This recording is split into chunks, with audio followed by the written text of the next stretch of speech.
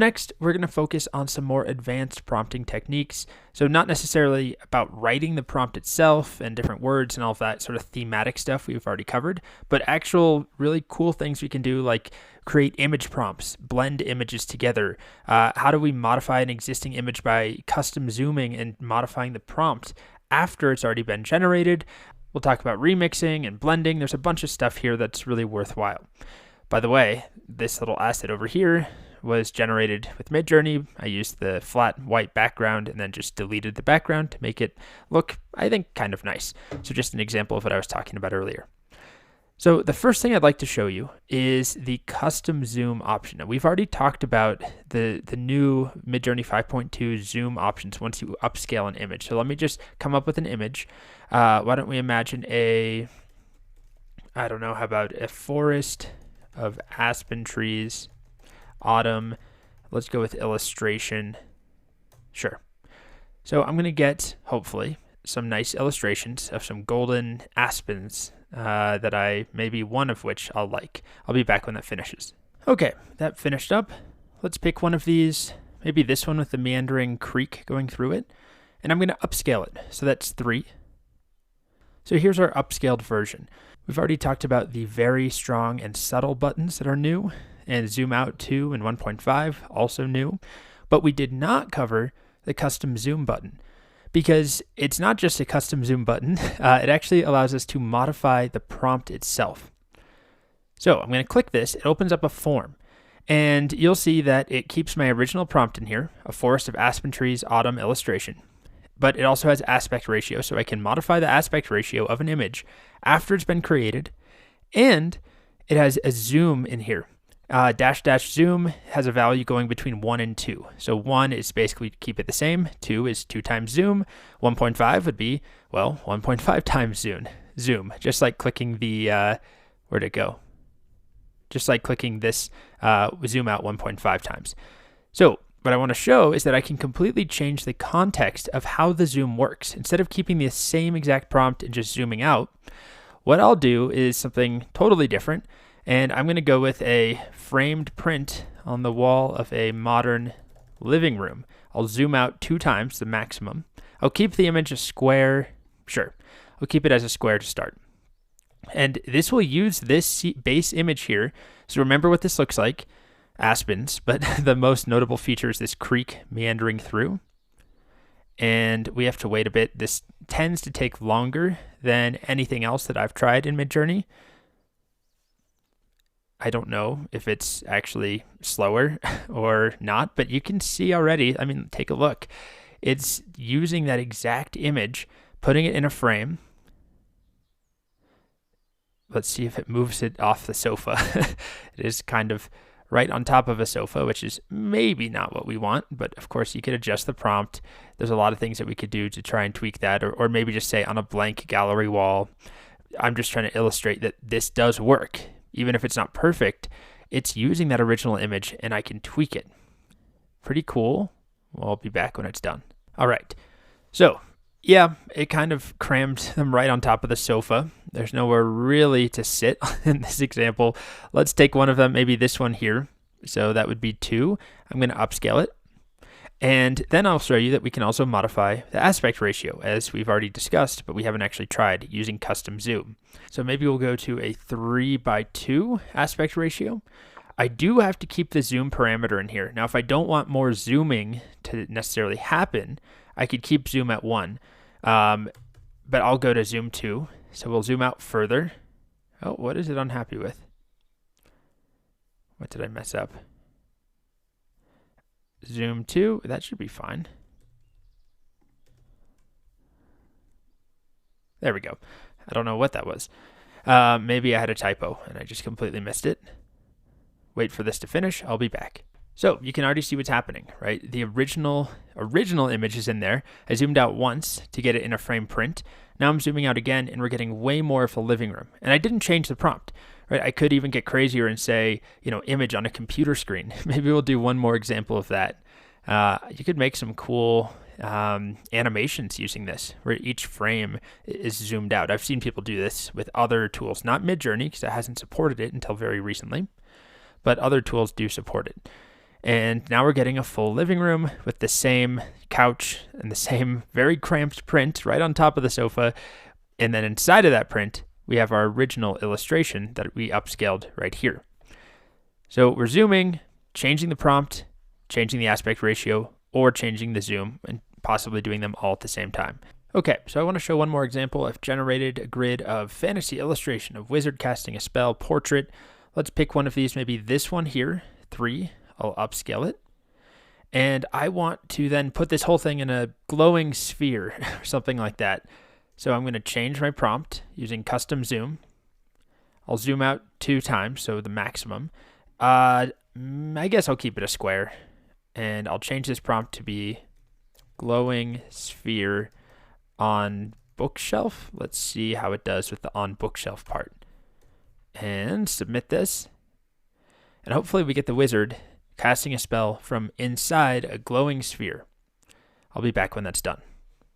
It's looking promising, right? We start to see the same exact wizard from up here with the same orb, the same hands, which, by the way, we kind of got some janky hands. I didn't even look at that, but, you know, I had a whole little video on that earlier. Midjourney is still struggling with hands, although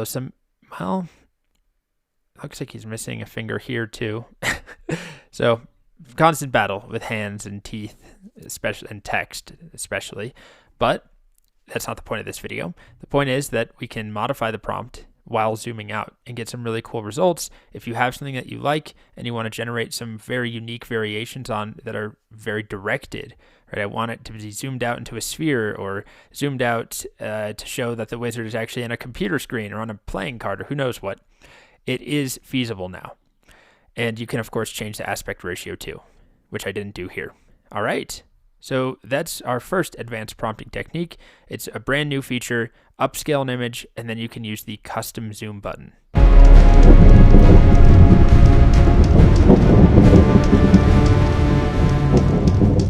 The next advanced prompting technique we'll cover is image prompting, which is basically what it sounds like. We can provide an image in our prompt and have Midjourney do something with the image. We can blend 2 images together, or we can give it an image and give it some text and modify that image or use the image as an inspiration. There's a lot of stuff we can do. We can control the weighting of the image.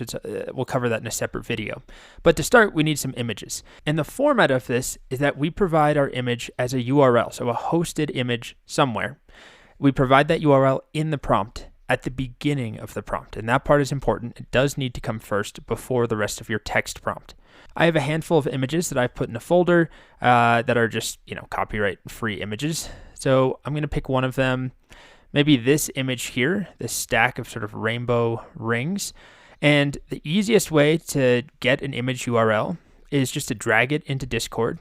I'm just messaging a direct message to the Midjourney bot. And this will upload the image for me, and then I can copy the image link. And then I can use that in my Imagine prompt. If you already have an image hosted somewhere else, you can just use that URL, but the image does need to be hosted somewhere. So again, you can just drag it into Discord. That's the easiest option. Now, to write an image prompt, all I need to do is provide the image URL first. Again, it has to come first. And then any text prompt I want after that. So I don't know what I want to do here. Maybe I'll take this image and then add the text donuts or pies. It kind of looks like a stack of let's go with donuts or maybe bagels. Let's go with rainbow bagels. So I have my image and then I have my prompt and then any parameters at the end. I'm not going to add any. Well, you know what? Maybe for fun, I'll do this first example, and then I'll try increasing stylize a lot. Let's go to like 900. And let's do chaos. Actually, let's just leave it at those 2. And I'll be back when this finishes up. So I provide my image by first dragging it into Discord or just copying an image URL somewhere. And then I put that at the beginning of the prompt and then any text afterwards. And you know what? While we're waiting, let's just do one more example. I'll take this really bad, I shouldn't say bad, a 3D render of a skull. I couldn't find a good photo of a skull that was copyright or Creative Commons licensed. So I will take this skull and let's combine this maybe. So I'll upload it. I'll copy the link and I'll combine it with roses. So I'll paste the link in, and then beautiful pink and red roses and orchids. I really like orchids. Okay, let's see what we end up with when this is done. Okay, things are slowly progressing. Here's my skull with orchids and, whoops, I just moved, orchids and roses, although it mostly looks like orchids right now. But you can see it's working, right? It's using that initial input image and then using my text. Then I have this one, my rainbow bagels.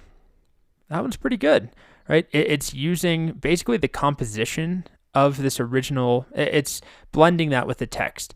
So it doesn't take every single element, right? We don't have, what is this, 1, 2, 3, 4, 5, 6, 7. We don't have 7 bagels stacked, but it's giving sort of the general vibe of the image, if that makes sense.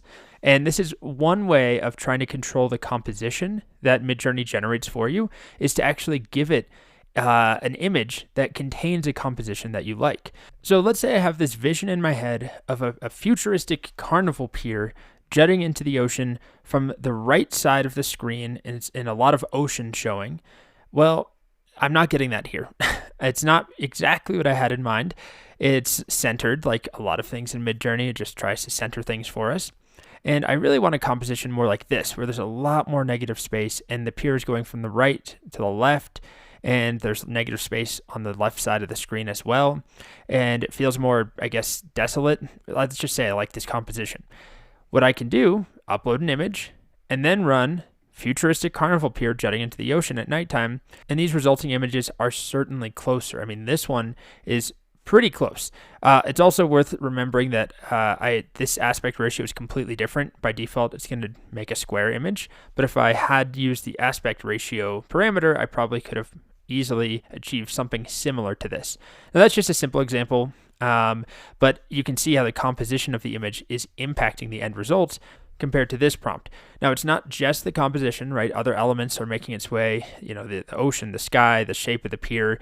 So it's not like it's only going to look at the composition, but if you have an image as a starting point, you can at least use that to influence the composition of your end result. Here's a few more examples. I uploaded this image of balloons on a wall. I think it's maybe the floor, the wall, who knows. Colorful balloons.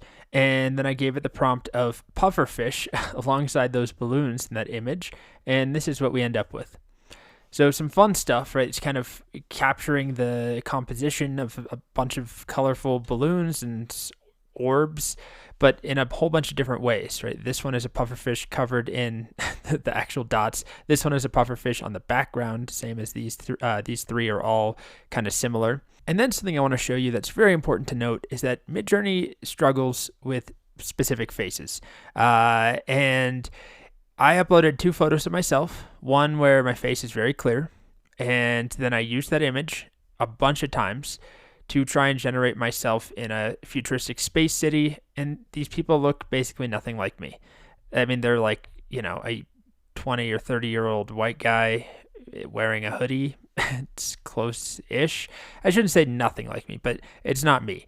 And this is really common. I have seen people on Reddit get their likeness eventually by re-rolling, just clicking this button basically over and over and over.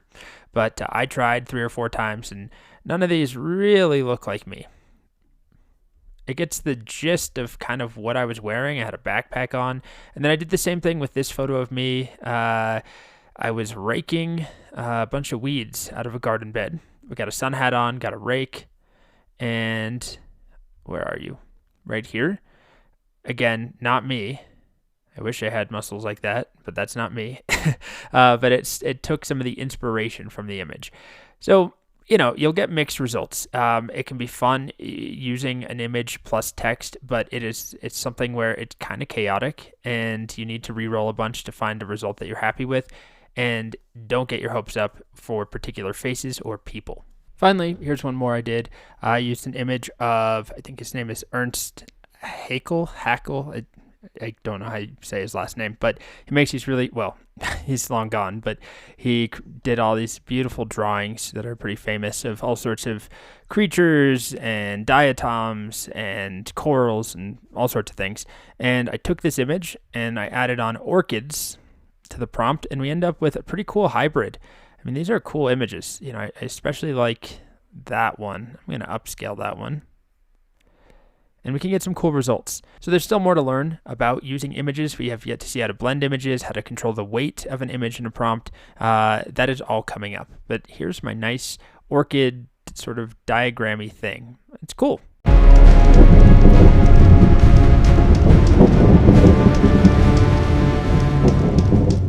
Next up, we're going to talk about the image weight parameter, which only matters when you are using an image prompt that is combined with some text.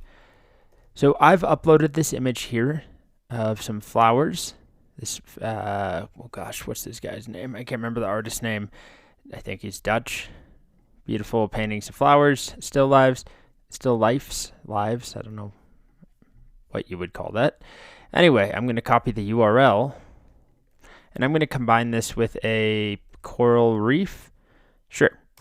And by default, both parts of this prompt, the image and the coral reef part, will have an equal weight. They both will have essentially a weight of 1. The ratio between them will be 1 to 1. But there's a parameter called image weight. I think it's just IW. I don't even know if there's a long version. Yeah, it's just IW. And the possible range of values is from 0 to 2. The default is 1, as we've already discussed. So what I'm going to go through here is a few examples. I'm going to do a prompt that uses our URL, coral reef, and then --IW, image weight. And this still goes at the end where all the parameters go. Even though the image is at the beginning, we put the image weight parameter, just like any other parameter, chaos or stylize, at the very end. Let's do like 0.1. And then I'll do a 0.5. I'm going to run a bunch of these, I guess. 0.7. The default is 1, which is what we're getting here. And then I'll run some that are above 1.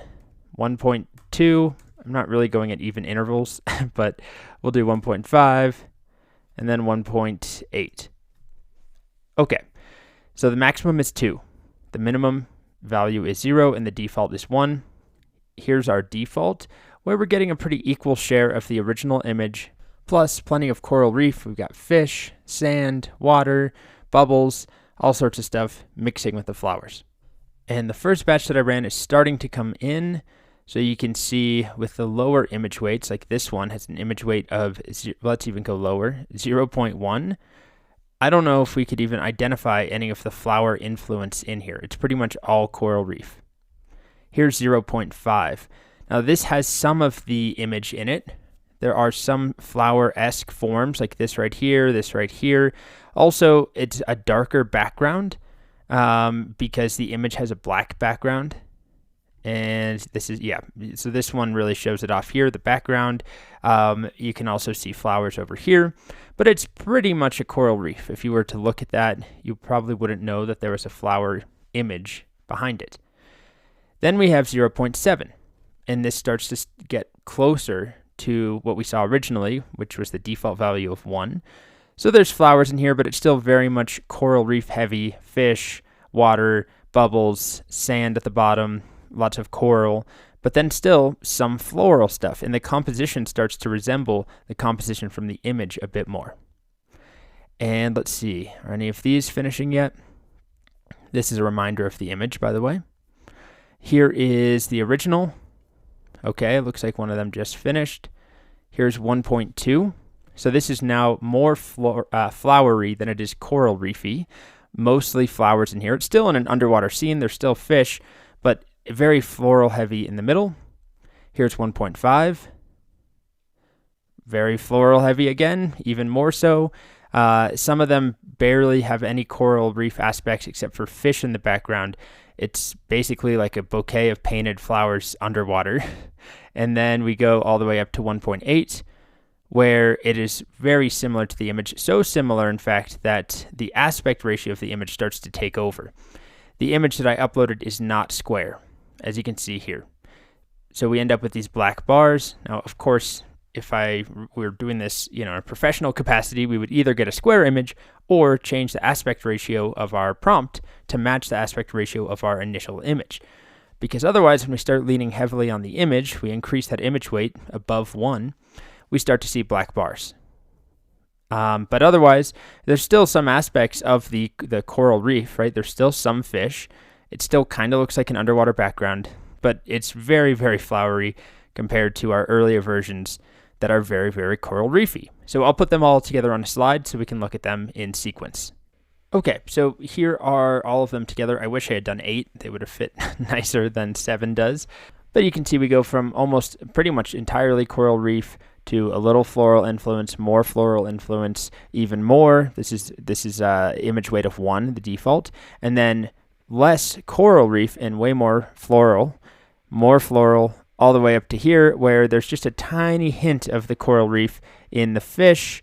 And I think that's really it. This was an image weight of 1.8, so the floral image was weighted much higher. So that's image weight, or really it's --IW, which stands for image weight, and you use it to control the strength of the image in a prompt when you have an image plus text. And remember that the default value is 1, and it goes from 0 up to 2.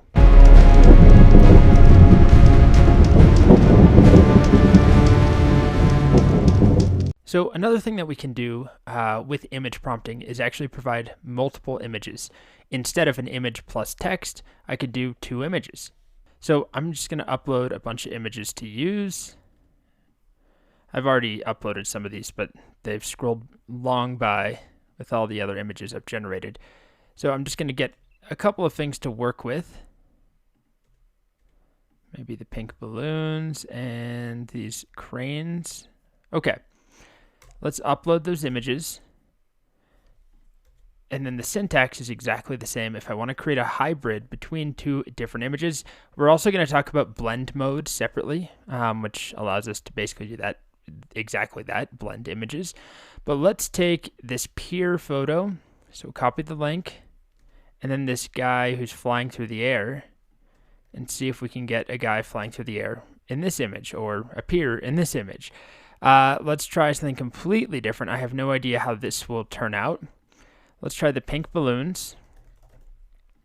And then after that first URL, I'll have a space, and then I'll put my, not copy image, copy link, my second URL here. And then any other sort of parameters can go afterwards. So it looks like you can kind of see we've got a pier and what seems to be a guy or a character flying through the air based off of this and this. And for fun, let's try one more. Let's do these cranes, origami cranes. So I'll paste that in there. And I don't know, let's see what happens if we combine it with this one. This woman walking down this very empty space. Okay, so this one finished up, and you can see we've got basically a hybrid between the two, right? A person flying through the air over a pier or near a pier. This one is still coming along, the balloons with the flowers. Here we go. Now we run into the whole aspect ratio thing again, where I maybe would want to specify, a 2x3 or wait, 3x2? No, 2x3 or 4x5 or something to try and match the aspect ratio of this initial image, because this initial flower painting is a tall rectangle. And so we get these ugly bars. Ooh, this is looking like it could turn out cool. But we do have a hybrid if we look at the content, right, where it's a similar composition to those flowers and that painting, but then things are balloony and plasticky and spherical and shiny. And did this one finish up? Here we go. We've got our woman walking down a plaza with origami cranes. Kind of, they're a little bit messed up. It happens when you're working with any of these image models, but we could regenerate and eventually get one that looked good. This one's missing its head. This is more of a flamingo. I think the original image is more, it's actually more of a swan shape than a typical origami crane. Anyway, now you're not limited to only 2 images, although after 2, it becomes a little harder to see the impact of every single image, and you may need to regenerate your grids a bunch of times to see what's happening. But here's an example where I actually did 2 images plus text. So the first image here is the pier image right here. The second image is the guy flying through the sky, and then I put the piece of text, spaceship UFO. So we get the pier and the beach, the sky, we get the UFO, and then down here, maybe you can see like right there and right here and on the spaceship right there, there is a human character, and it's hard to say if it's coming from this image or not, but that's about all that maybe is coming from that image. Here's another example.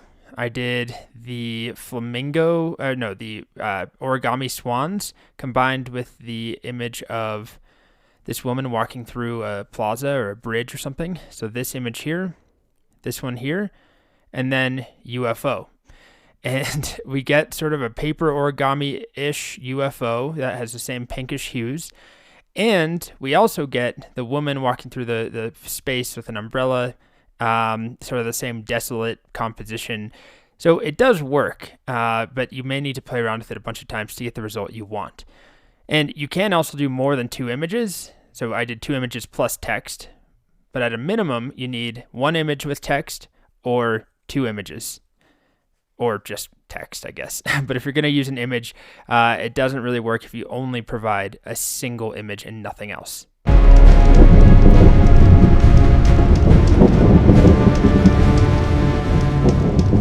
The next thing I'll show you is that we have an alternative interface for blending images together, which is the /blend command.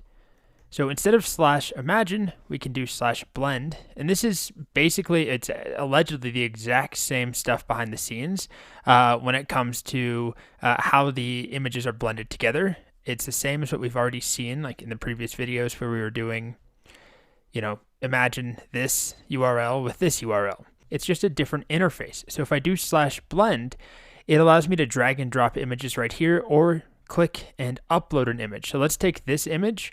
This is a Midjourney image of this sort of computer thing that I generated. And then maybe one of my other images that I have, how about this rainbow right here. So instead of having to upload the images separately, then copy the URL, and then use the URLs, I can upload the images in place right here using /blend and then run it. But functionally, behind the scenes, it does the exact same thing.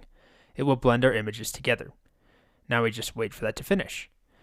Another thing to know about Blend is that it supports up to 5 different images. So I can attach, my first image, let's say that one.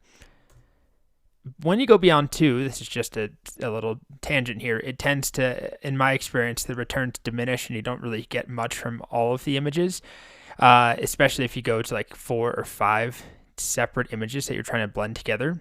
It doesn't work all that well. 2 tends to be the sweet spot. But you can go up to 5 images in blend mode. So I have 2 images here, but I can then select an image 3, maybe this yellow tiger, and I could go all the way up to 5 images. But as I mentioned, it just doesn't work all that well. I don't think those 3 images are going to work well together at all. There's different styles. One of them is just a big yellow background with a tiger drawing on it. We'll see what happens. This is more just showing you that blend mode exists. And it's especially useful if you're on mobile. I don't really use Midjourney on mobile, but a lot of the users do. And it's a huge pain to upload images separately, copy the links, paste the links. So you use the blend command to do the same thing with just a single command, /blend instead of /imagine.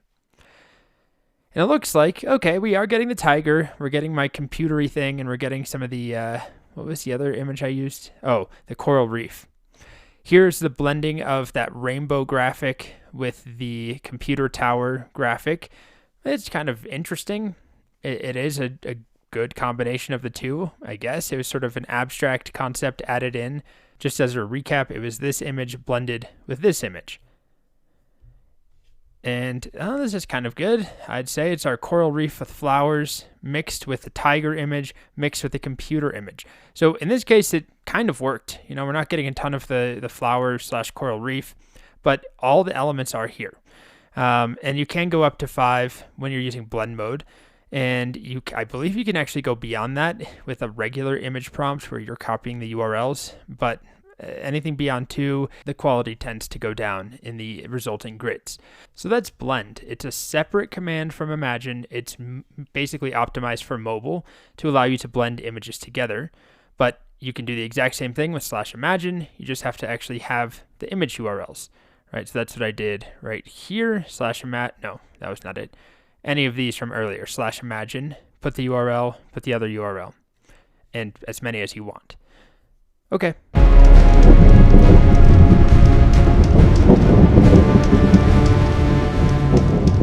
In this video, I'll keep it quick, but I want to talk about a common strategy or an approach some people will use where you basically generate individual Midjourney images that you like, and then use Blend or an image prompt to combine those things together.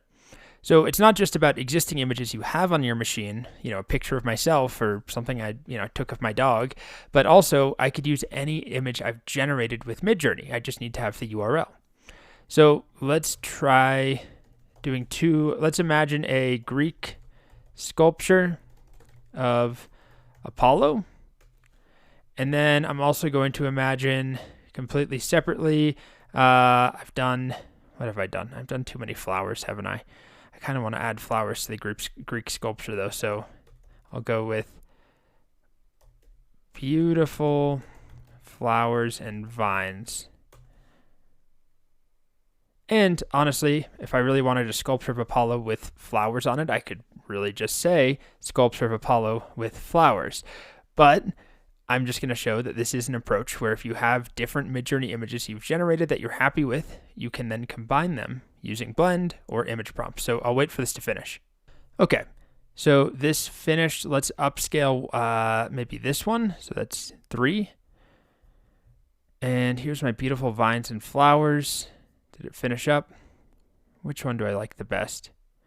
I think I kind of like this one. Let's see what that looks like if I combine those two. So I'm going to upscale 2. Okay, and I'm going to just copy the image link from here. I can just get it there without having to download it myself and then re-upload it. If I'm just playing around with it here, I don't need it on my machine. I'll just use the Discord link.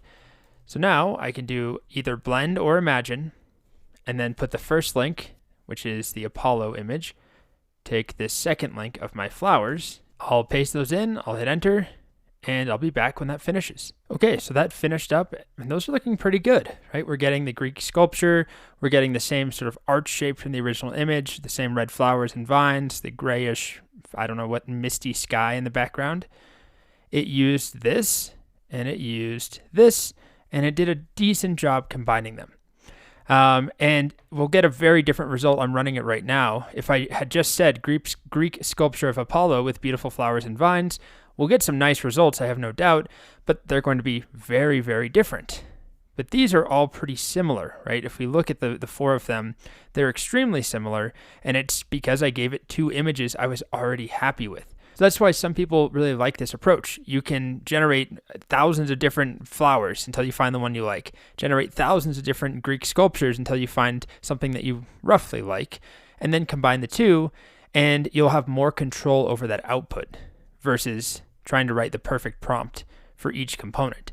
Now these are still cool, right? And it follows the instructions, but it's very different than combining the 2 specific images that I had already generated beforehand.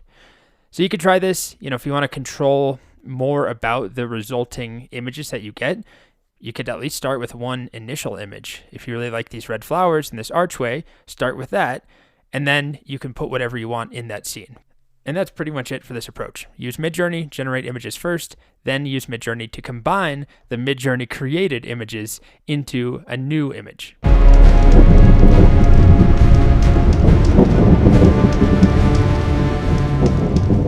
Next, we're going to talk about remix mode, which is a sometimes powerful, sometimes slightly frustrating option, but it opens up a lot of possibilities if you have patience and if you can write the correct adjustments. You can basically take an existing image you've upscaled and remix it and tweak it. So it's our best hope for taking something that we've already created and regenerating something very similar. And you'll see that it's not perfect, but it does work pretty well sometimes. So I'm going to start by just generating a very simple illustration. Illustration of a 20-year-old man with blonde hair and glasses standing outside a bar in New York City, a 3:2 aspect ratio. So I'm doing an illustration first, and then I'm going to pick one that I like and upscale it. I'll be back when that's done. Okay, so I've got my grid. Let's pick one that has, I mean, they're all pretty good, but what's the most distinctive composition? Maybe this one here where we've got this awning going from right to left. So I'm going to pick that one, which is 3. So I'm going to upscale 3. And it shouldn't take very long. Okay, so we've already discussed that we have a very subtle and very strong button, but I don't really have any control over how those variations work.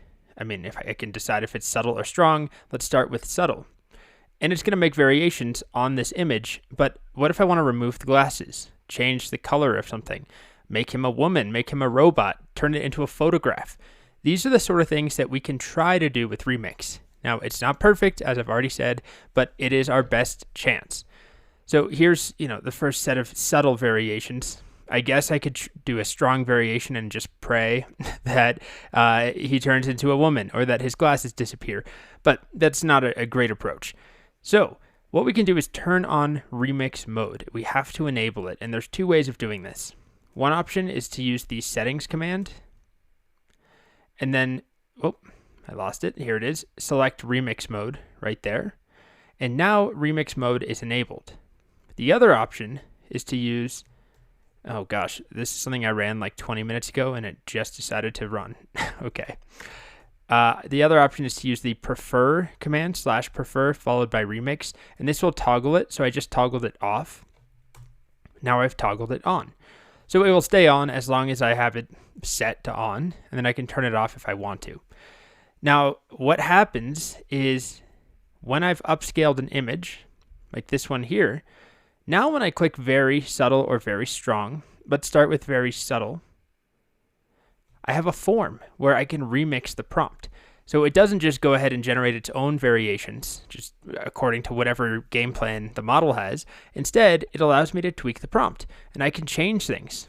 I can't change everything. If we go to the documentation, you go to Advanced Prompts Remix. There's a little table here that says the different things that will and will not affect the variations that we make using remix mode. Aspect ratio is 1. No is 1. Stop, tile, and video. But otherwise, we can't change things like quality. We can't change things like stylize inside of our remix or chaos. But we can also just change the prompt. So I could do something like this. Illustration of a 20-year-old man with red hair, and I'll keep everything exactly the same. And I'm doing this with a subtle variation in my remix. I'll wait for that one to finish, and we'll take a look at it. There we are. It's starting. This guy looks like a bit of a clown. Oh, there we go. But notice my composition is preserved for the most part, right? We have that same dark blue awning going from right to left. We've got this red sign back there, a banner, the same jacket, shirt color, the same pose, the same overall composition, same glasses, but we have red hair now. So the face changes a little bit, right? This is just going to happen. It won't preserve the exact initial image perfectly, but it does it well enough that we can tweak things a little bit at a time and then generate more variations. So let's try something even more drastic. Let's do a strong, let's start with subtle. I always start with the subtle variations when I'm remixing, and then if I'm unhappy with that result, then we can go to strong. Well, let's change this whole thing to a photograph. So instead of an illustration of a 20-year-old man, let's go with photograph shot on, Hasselblad, Canon, of a 20-year-old man, blonde hair, glasses. So I'll go back to blonde hair. That's fine. So this variation that I'm remixing now is changing the artistic style or the medium entirely from an illustration to hopefully a photograph. But I still want to have the same general composition, and you can see that I already have that in our early iterations here at 0%, now 35%. The red banner is there. That same awning is there. The canopy, the lights inside this shop or bar or whatever it is, the jacket. But now it's starting to look like a photograph. So this is pretty powerful. It tends to work well if you're changing the medium, if you're tweaking a color or something. It struggles a bit more with bigger changes, but here we go. Very similar to the original, right? All of these are very similar to what we started with, except of course they're photographs now instead of illustrations. And then if I decide I don't want the glasses, I can try to make a variation. Do I want to do it? Let's do it to one of the photographs. Let's upscale this one maybe. It has those bright blue glasses, so upscale 1. Remember, this only works if you have remix mode on. Otherwise, when I click these vary buttons, it doesn't ask me to put my remix prompt in. So I'm going to remove glasses, but I'm also going to come in and say no glasses. Okay, let's see how that does. And just to remind you, the no parameter is one of the few things that it does actually affect variations.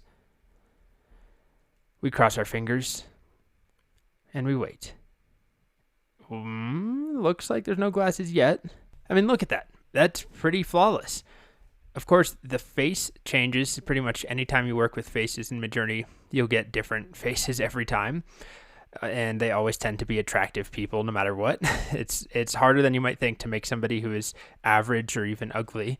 The model just tends to favor very pretty people. However, the glasses are gone. Compare that to what we had in the original. This was a remix already. Well, it's an upscaled version of a remix where we turned an illustration, this illustration here, into a photograph. Then we took that photograph, we picked one, this one, and we tried to remove the glasses. Now we can take one of these and we can go a little further. Let's take, I don't know, this one down here. Looking at the back. Maybe we'll just stick with the first one there. We'll upscale. And so far I've just been doing subtle variations. Let's remix it. Doing a photograph shot in Hasselblad of a 20-year-old. Why don't we try a woman? And let's see what happens now. And once again, we see the same rough composition, slightly off center to the right. We see this blue awning. We see the red banner. We see the reflective glass here of the bar. There's a white shirt with a green jacket. But now we have a woman. In each one of these photos, instead of a man, still have the blonde hair.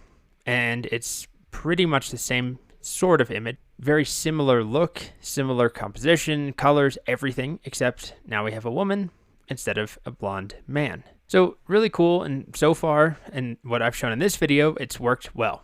But I will warn you, sometimes it just doesn't. And there's a strategy that you can try, I'll show in the next video. But it worked pretty flawlessly here. I recorded this video like 3 times, and the first 2 times it did not do very well at all. So just keep that in mind. Oh, and I forgot to show the difference between doing very subtle and very strong, because every variation, every remix we made was using very subtle. If you try, and I recommend starting with very subtle because it tends to work better when you're remixing, but sometimes you may be unhappy with the results. So here I changed the prompt with remix using a subtle variation to a photograph of Catwoman standing outside of a bar. And you can see it keeps the same composition, same sort of jacket shape and rough color, although it kind of turns it into a leather jacket. We get some eyeshadow. We get a single Catwoman ear here. It's not great, but it is very close to the original. Then I did the same thing, but I clicked on very strong, and I gave it the exact same prompt, Catwoman standing outside of a bar.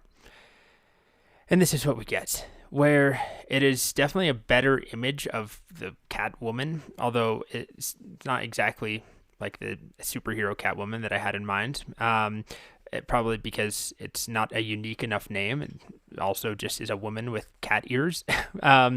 But either way, the composition's pretty different. It looks very different. This is probably the closest, where we still have this bar awning in the background, but it's completely different from the original when we compare what happened with the subtle variation. That doesn't mean it's worse, right? It's still a woman in New York City, and she's more Catwoman-y for sure, but a lot has changed in the images. And that's because I clicked on the very strong instead of very subtle when I was doing my remixing.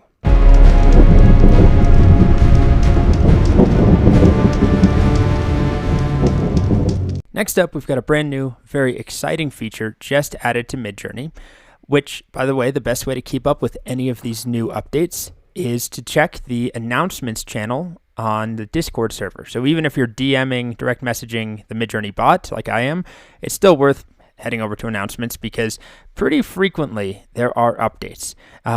So there's an update right now for a new mega membership plan that's $120 a month, but it's cheaper for people who keep buying a bunch of additional fast hours, which is not me. There's a new experimental weird command, which I haven't even had a chance to play with yet. It's so new, and it's likely not a stable feature as it says, so it might change. But the feature I'm most excited about is the pan feature.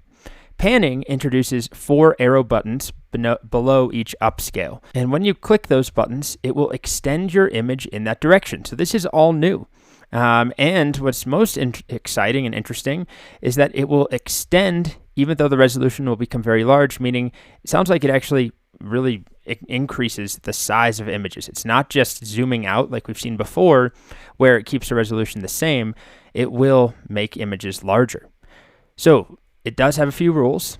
You cannot pan both horizontally and vertically on the same image. You can only go in one axis, left to right, top to bottom, horizontally or vertically. And you can't control how much panning actually happens. So let's play around with it. I'm going to go back to my Midjourney bot here. You can see those buttons showing up when I upscale this image. Let's do a new image though. Let's imagine a hummingbird flying through clouds. Sure. And I'll do one more just so we get some variety here. How about a Incan cityscape in the mountains? And I'll just leave these as the default 1-to-1 ratio, a square. I'll be back when these finish. I'll upscale one, and then we'll try panning. All right, the hummingbird finished. Is there one that I like best? Maybe this one. I don't know. I'm just going to pick that one. So that's 2. I'll upscale it. And now we'll have the choice to pan left or right. So for this, and top or up or down. But I'm going to pan to the left, I think. So I'm going to click this arrow button left. And I will be back when that one, actually that's a lie because our Incan civilization is just about done. So I will upscale one of those. Ooh, these are all nice. Let's pick this one. I just like the clouds there. So we'll upscale 4. And then I'm going to pan, I don't know if we can try panning down.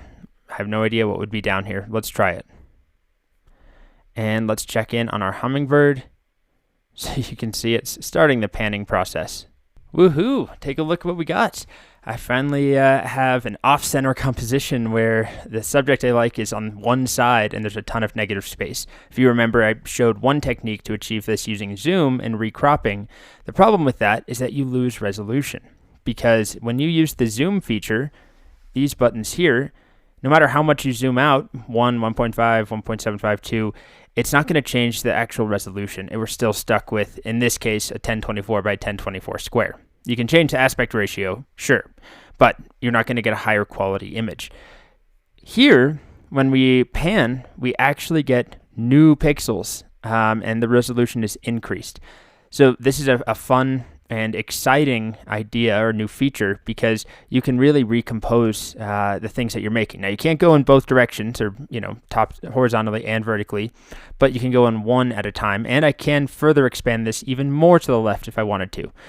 First, I have to upscale one. You can see it tried to put a weird flower in that one. These are all pretty similar, but let's take this one. So we'll upscale 2. Let's check in on our Incan cityscape. Wow, these are looking good too. I don't know if one really jumps out to me, but let's pick kind of like these bushes here. So let's pick that one. So that would be 3. I'll upscale that one. So now I'm going to open this in the web just so we can take a closer look. And notice the resolution right here, 1536 by 1024. So this is very fancy and very exciting. We have a larger image where the original square has now been expanded and it doesn't recrop it or downscale it. It keeps adding on to the size of the image, which apparently, according to the announcement notes, can be problematic. If you do it over and over and over, you can get very large images pretty quickly. But let's try one more. Let's further pan to the left. And a Rankin cityscape, I like that. That's pretty neat. Let's try panning even further down. And I'll be back when those finish. One thing that's interesting to note is that when the grids are being generated and you're seeing the progress, the blurry images that are updated, they look like they're still squares, and it's just sort of the way that it works. It misleads you, although it is introducing a second hummingbird, and it's kind of repeating itself in the other direction.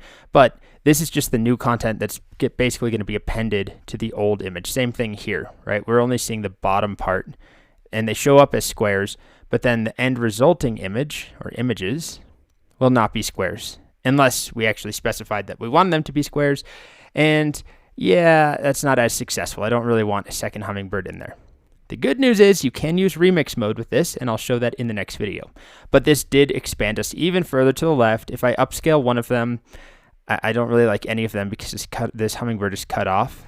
I don't want a second hummingbird, but even if I did, it's cut off, which is not great, but let's just pick one. It doesn't matter which. And I'll open that in the web. Let's pick one of these. These are looking pretty good. Maybe this one, so 4. And I'll open this guy in the web, and you'll see that the resolution is even bigger than before. Now it is 2048 by 1024. So it's grown twice as wide as it used to be.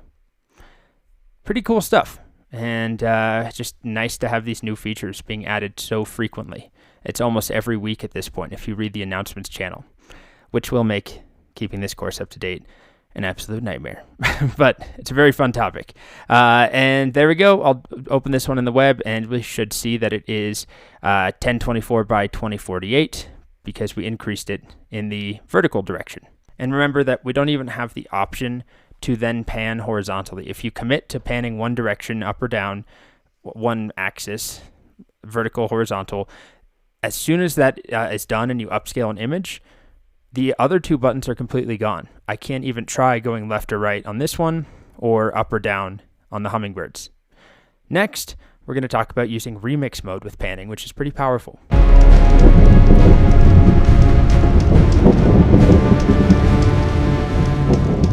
Okay, so the next and super powerful thing that I'll show you is combining remix mode with the new panning functionality.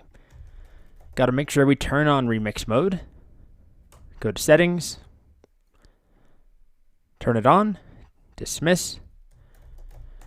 And this will allow us to basically reprompt it as it pans to the left or the right, the top or the bottom. Let's try and come up with a scene that makes sense to pan. Let's have a man oh God, how do you spell silhouetted? Dear Lord, this course has really revealed my spell check is on. Why aren't you spell checking? Yeah, I wasn't quite right. This course has revealed my horrible spelling. Man silhouetted against, I don't know, let's say at the beach. And let's have this be at, I want it to be from ground level. Let's just see what this gives me, and then we can decide if I need to reprompt. But I basically want a man standing on the beach, sort of outlined, dark, and then we can pan left and add features in like, I don't know, a Ferris wheel or a lifeguard tower or a bird flying or something like that. Okay, so this is close to what I was imagining. I wanted it to be, from eye level essentially, which I guess is mostly how silhouettes work. Can't really have like a bird's eye view silhouette, I don't think, just because the sun is up where the bird's eye view is happening from. Okay, so I'm going to pick one of these and upscale it. I want the most sort of isolated, probably one of these down here, or maybe this one. And then let's think of what I want to add in. I think a lifeguard tower is a good next step. So 93%, come on. Here we go. Let's take maybe this one. Okay, so that is 4. I'll upscale it, and I'm going to pan to the left. But now that I've enabled remix mode, I can reprompt as I pan to the left. It opens my little window here, and I'll say lifeguard stand silhouetted at the beach. And so hopefully this will add a lifeguard stand over on the left side. We'll see how it goes. But this is one of the things that they, on the announcements channel, in the official Midjourney server, that they mention is that you'll get a lot of repetition and kind of wonky compositions if you just keep panning. The model just tries to fill in stuff and it repeats generally. You can see here where, we have part of the original image and then a lifeguard tower, maybe is the right term, not stand, but either way, it's adding in a silhouette of a lifeguard tower on the left-hand side.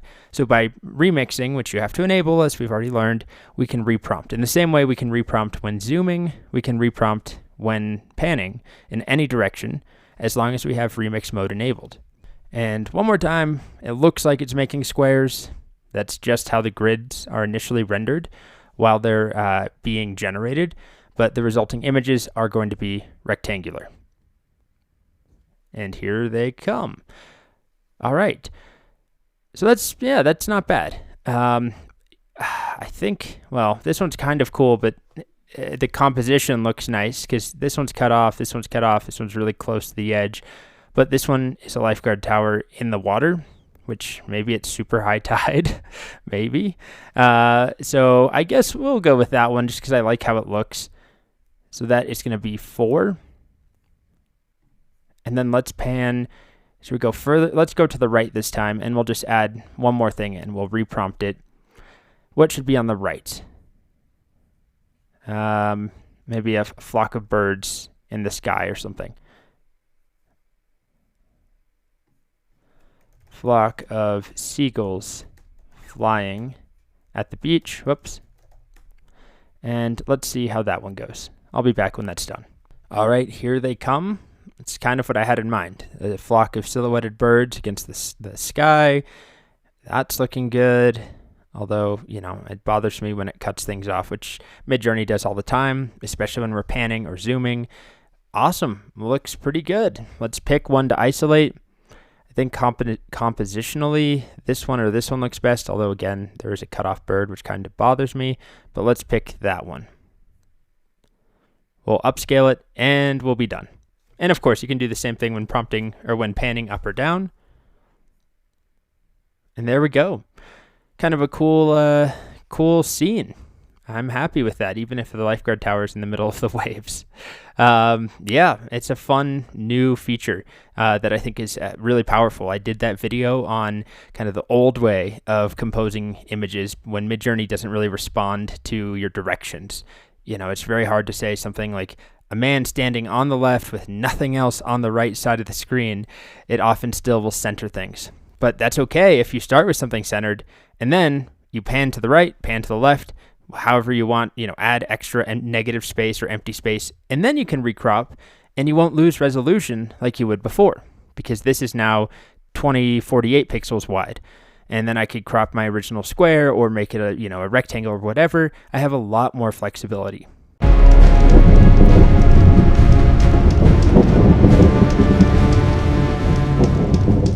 The next advanced prompting technique we'll cover is called multi-prompting. And the way that this works is that we can use the double colon characters with no space in between. And when Midjourney sees these, it acts as a hard break between concepts. So the classic example I don't know if it's a classic, but the example on their documentation is the prompt hot dog, which a lot of the time results in images of the food, the hot dog, right? With a bun and sausage-like stuff in the middle of the bun. What you can do is use the multi-prompt separator to specifically say, no, these are separate concepts. I don't actually want a hot dog, right? These are two separate words, but their meaning in its training data set is so closely intertwined as the word hot dog.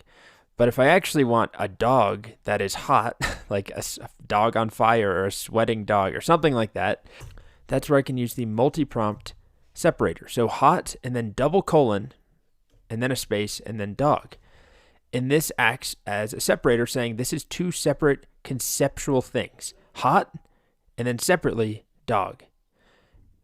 And I'll run this and we should see some different results. Now we still may end up with a hot dog or two, but we should get some actual dogs that are hot, maybe on fire, maybe sweating. We'll see what happens. It looks like we've already got a dog face right there, maybe one right there.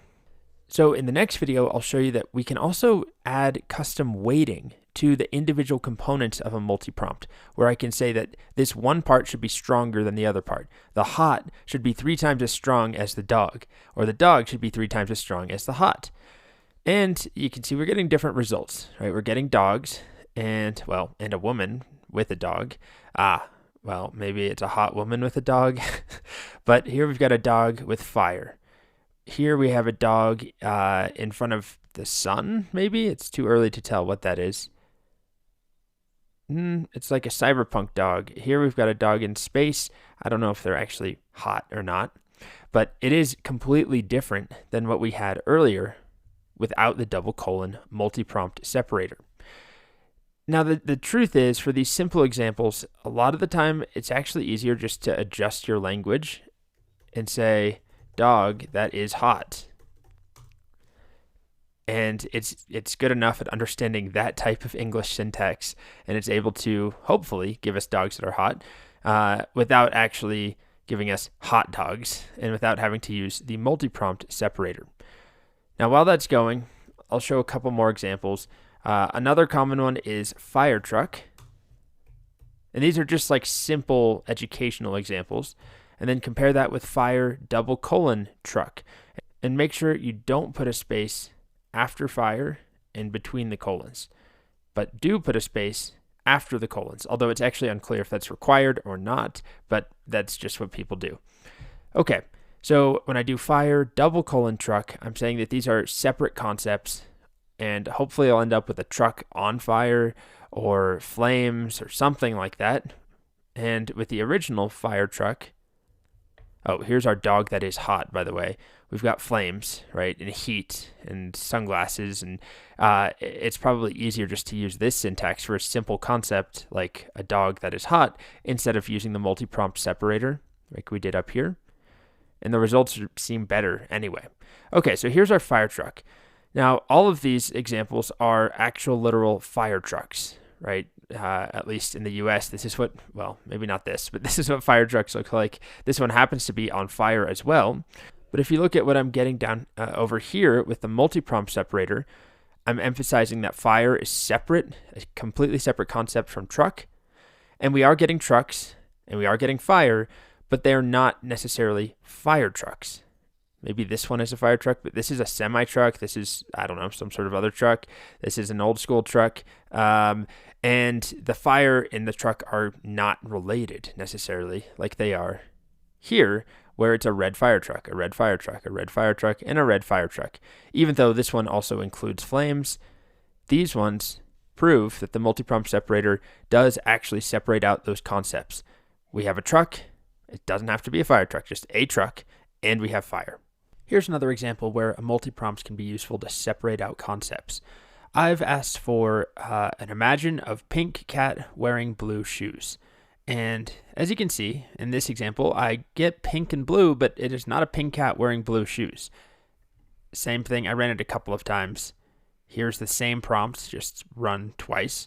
Pink cat wearing blue shoes? No, the cat's not pink, the shoes are not blue. We get pink and blue, we get a cat. I don't know what this one is, but it's not exactly what I want. However, if I try doing this, pink cat, and then I separate that as a separate concept or entity from blue shoes using the multi-prompt syntax, a double colon. Let's try that maybe 2 or 3 times. And it won't be perfect every time, but we have a much higher likelihood of getting the 2 separate entities in the image. I want a pink cat, and separately I want blue shoes. Otherwise, when we do this here, pink cat, here's another time I ran it. Pink cat wearing blue shoes. It sees the words pink and cat, blue, and I did sneakers instead of shoes, but same deal. It doesn't have a strong connection between this bit and then this bit. But if I separate them out, it treats them as separate entities, and let's see what we end up with. Okay, so here's the first grid that I got back. It's still not perfect, but we have at least one cat that's pink with blue shoes. Here's another one. I don't know if this is really a pink cat or not, but we have a blue shoe. And those separate entities are more clearly represented in the image, where we have the shoes and we have a cat. Whereas in my earlier examples, when I had pink cat wearing blue shoes or blue sneakers, there are sneakers, there's a cat, but the composition is completely different. So it does kind of change things also by isolating them. I'm saying these are two separate concepts that have to be in the image. The shoes are much bigger, right? The cat is a regular cat compared to pink cat wearing blue sneakers, where we get a human-ish cat figure standing up, and the sneakers are really not that important. So it impacts things in a whole bunch of ways. And of course, this is running it once or twice. In the real world, if you're really trying to get a pink cat with blue shoes, you'll probably run things 10 times and pick one that you like and make variations. Now, even when it messes up, like this grid, there's nothing that I actually want to use. I wanted a pink cat with blue shoes. We still are getting more of the cat with the shoes or sneakers. Right? I don't know what happened here or here, really. It's quite a horrifying one. But we're getting more cat with sneakers. Those two concepts are more equally represented in our image. Same deal again. It struggles to get the sneakers to be blue and the cat to be pink. But it is giving us cat and shoes, cat and shoes, cat and shoes, cat and shoes. Those concepts are clearly represented. So it's just a matter of time of re-rolling this over and over or slightly modifying our prompt to get the end result that we want.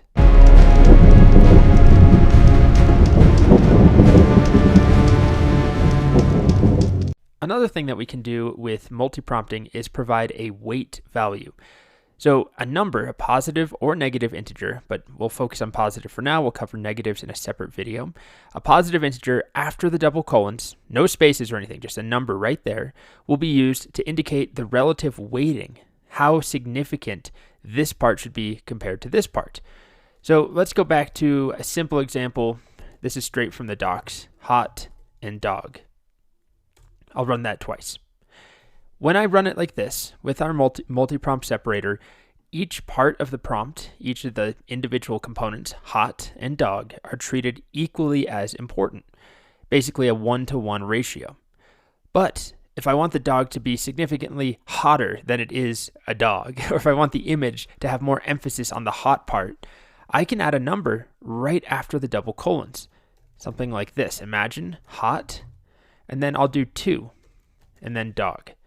So no space, make sure that goes right after the double colons, and this tells Midjourney that this part of our multi-prompt, hot, is twice as significant or twice as weighted as the dog part.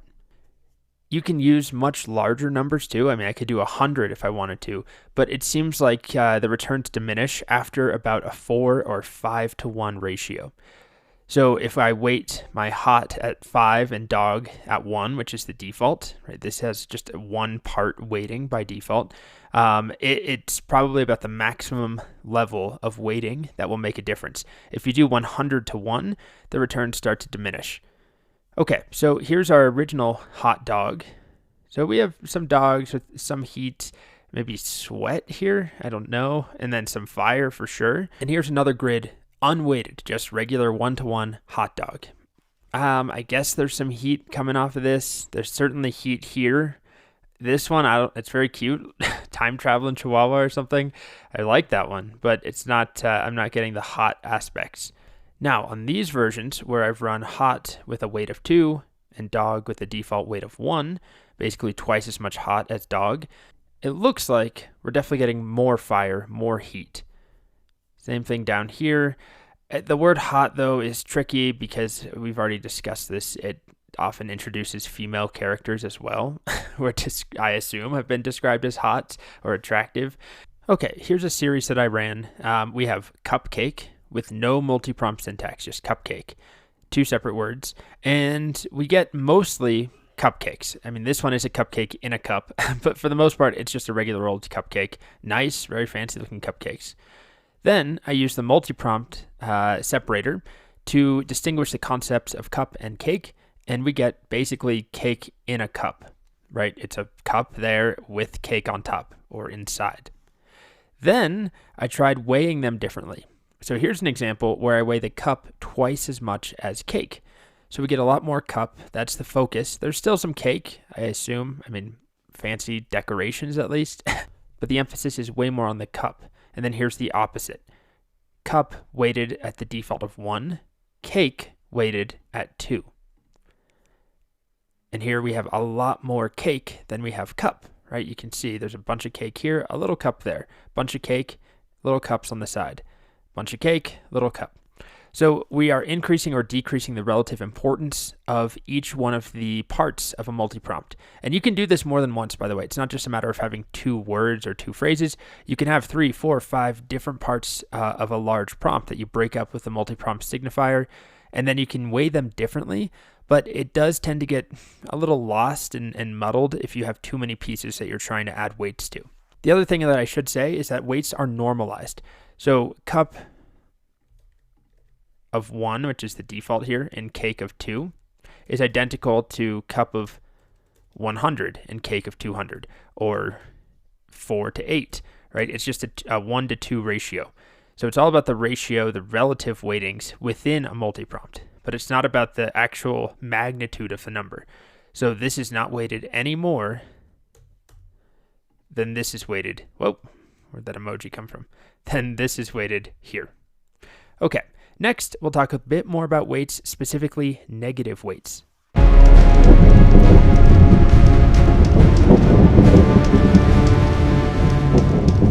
When working with weighted multi-prompts, we can also provide negative weights. And we can also now, in version 4 and 5 of Midjourney, you can do fractional or, well, I guess decimal weights that are not whole integers.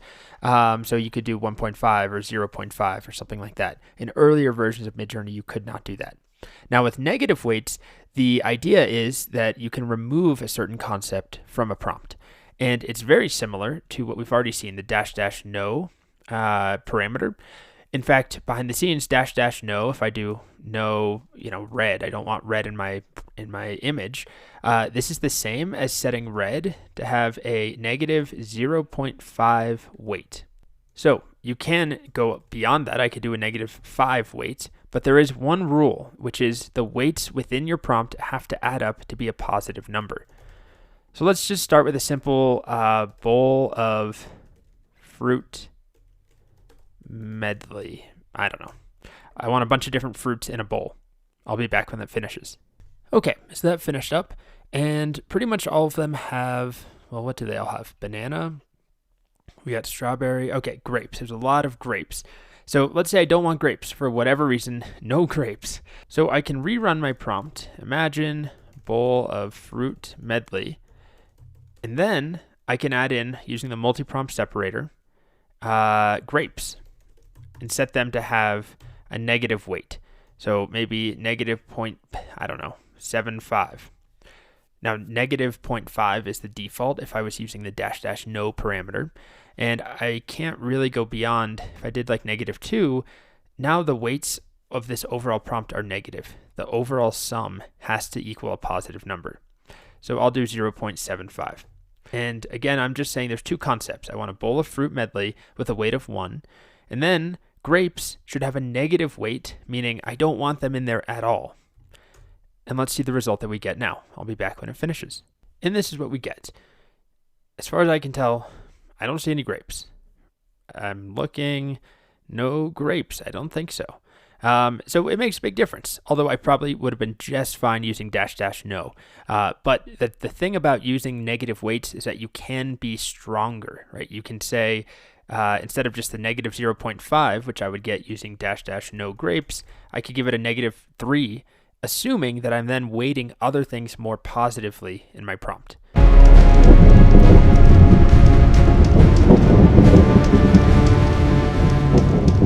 The next thing we'll look at are permutation prompts, which are prompts where we use the curly braces characters inside the prompt and we provide a list of values. And a prompt will be generated using each individual value from the list. So it's a quick way to generate a whole bunch of different image grids using a single prompt. For example, let's say I want to try playing around with different artistic styles. So I could do something like, what's our subject going to be?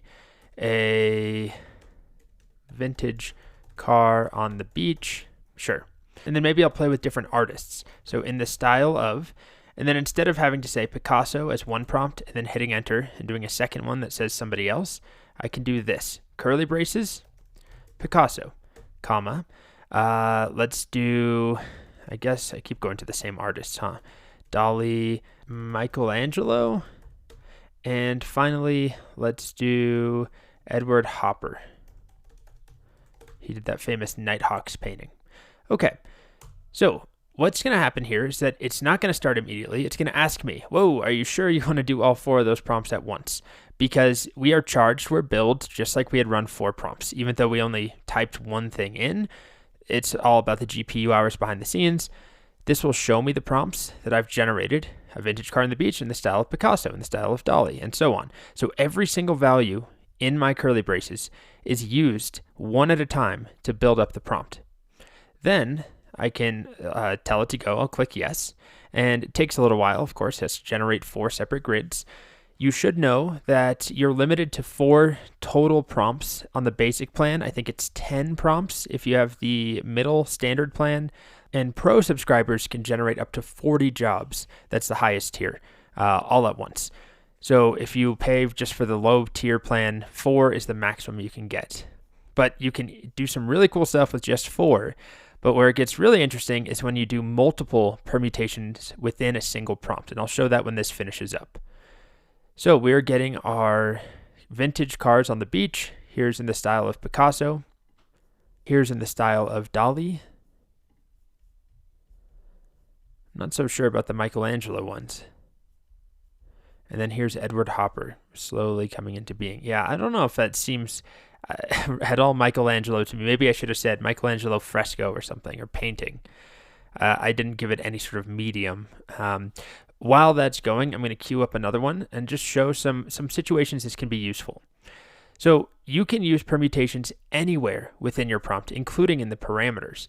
So that means I can use it to generate a bunch of different aspect ratios. Let's do gorilla on the moon, surreal illustration, and then aspect ratio. I can generate using curly braces. I'll have a 1-to-1, and then I use a comma to separate my values, just like I did earlier to separate the artist names. So a 1-to-1 aspect ratio, a 2-to-3, and a 4-to-5. And then I'll allow it to go, and this will generate me 3 different grids with 3 different aspect ratios. So it's just a quick way to play around with things, to generate a bunch of prompts at once. If I wanted to generate, a different color, a car of many different colors, and see which one I liked, I can do imagine. Let's do a storefront. So storefront, and then I'll put colors in front. So I'll have a purple storefront, a red storefront, a green, an orange, and a blue storefront. And we'll go with photograph. Just any storefront, sure. And it's going to take a while. These other ones haven't finished yet anyway. But here we have my 1-to-1, my square gorilla on the moons. Here I have my 4-to-5. And here's my 2-to-3. So you can use this anywhere, not just in the actual words of your prompt, but also in the parameters. Now we're getting all my different storefronts being generated. And while that's going, I'll show you that we can also have multiple permutations. So maybe there's more than one thing that I want to change within a prompt. I'm going to do a photograph of Times Square. Maybe we'll do photograph of Times Square. Shot on Hasselblad. And then I'm going to put in some different weather. Rainy and sunny and foggy. Okay, so rainy, sunny, and foggy. And then maybe, I'm not sure if I want to do Times Square only. So I'm going to say Times Square, and I'll also do Central Park. So when I run this, it will show me the prompts before I can click show prompts. I can show you the combinations. So each value in a curly brace will be combined with every other value in a curly brace. So we'll have Times Square rainy, Times Square sunny, Times Square foggy, Central Park rainy, Central Park sunny, Central Park foggy, as you can see here. And if you have the basic tier, this would be too many prompts. It will only run 4 at a time. I have the middle tier right now, so I get 10 at a time. So I will go ahead and run that. Come back. And here's our storefronts finishing up. I mean, pretty cool. We've got our red one. We got our purple ones. We have our blue ones, our orange ones. The green one, for whatever reason, is taking forever to even begin. But with just a single line, I was able to generate all of those grids. And now we're getting our Central Park and Times Square, rainy, sunny, foggy, and I'll be back when that's done. Okay, so our first image is photograph of Times Square, shot on Hasselblad, rainy. So we have a rainy Times Square. Then we still have Times Square, this time combined with sunny, and we have a sunny Times Square. And, the green storefront finished. Then we have photograph of Times Square, shot on Hasselblad, foggy, and we have our foggy Times Square. Then Times Square is done, so it switched over to the Central Park prompts, right? I had Times Square and Central Park in my prompt in those permutation braces. And so then we get Central Park, rainy, Central Park, sunny, and Central Park, foggy. So you can use as many of these as you want. Just keep in mind that maximum number of jobs that you can have queued up with a permutation prompt: 4 on the basic plan, 10 on the middle plan, 40 on the top plan. All right, so that's permutation prompts. You can use it to control any part of the prompt, including things like aspect ratio and other parameters. You could do, a whole bunch of different chaos levels or stylized levels. You can change the genre or the medium of something that you're generating, right? You can generate a painting, a watercolor, a drawing, and oil pastel, all in one go, without having to run those prompts individually. They'll all get queued up for you, and then they'll run sequentially.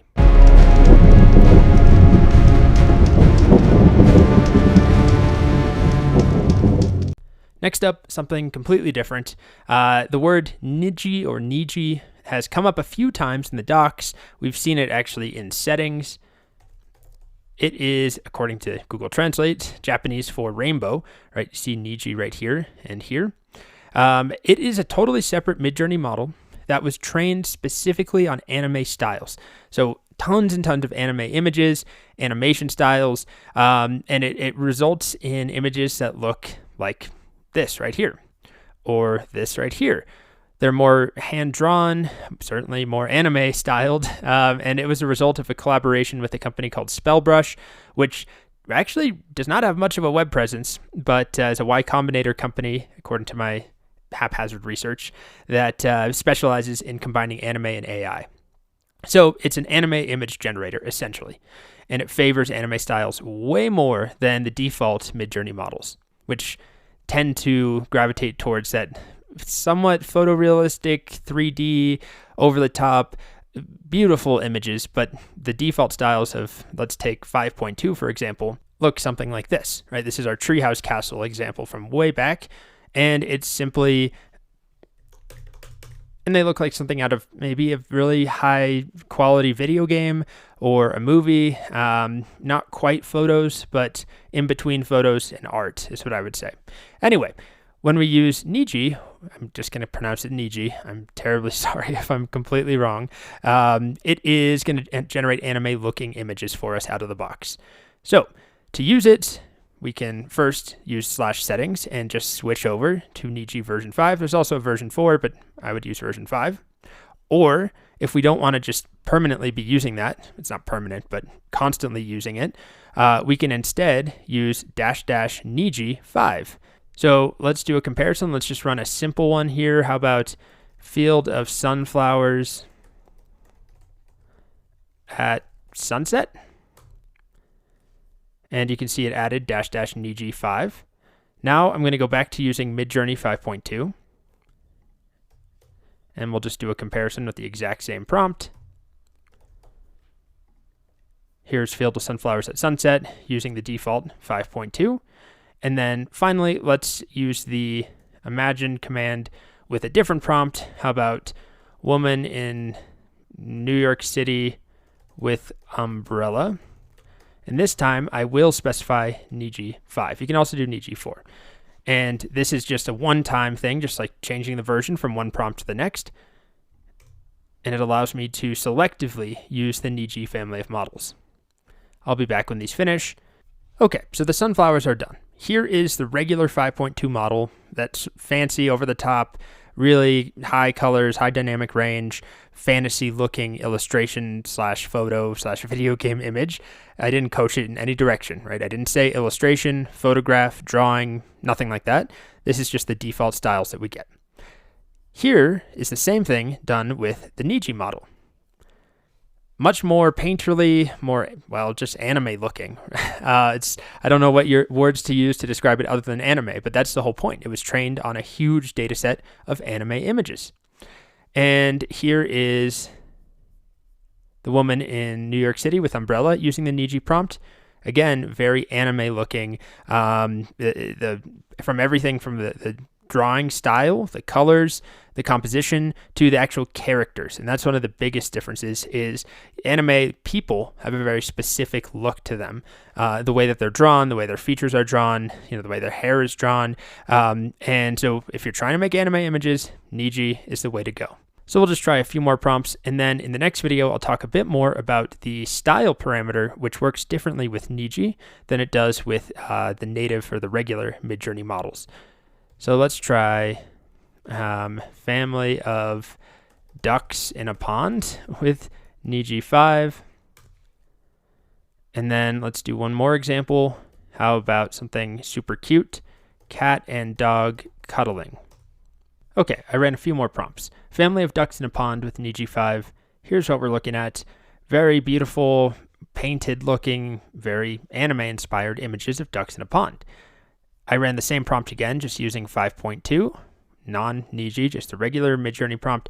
Very different look, right? More, I don't guess, realistic. It's still very illustrated. The words fail me here to describe the art, but clearly a very different look from what we see here. These almost look like stills out of a Miyazaki movie. This looks like, well, it looks like a Midjourney image. And then here is the cat and dog cuddling with Niji. Again, very anime styled, very hand-drawn, painted, and then we compare that to basically what's almost photorealistic using V5.2. Okay, so that's Niji. Next, we're going to talk about the style parameter and how it works with Niji because it's more complicated than it is with any of the other models, the 5.2, 5.1, 5, 4, and so on, where we can have style raw or nothing. With Niji, we have a couple of choices.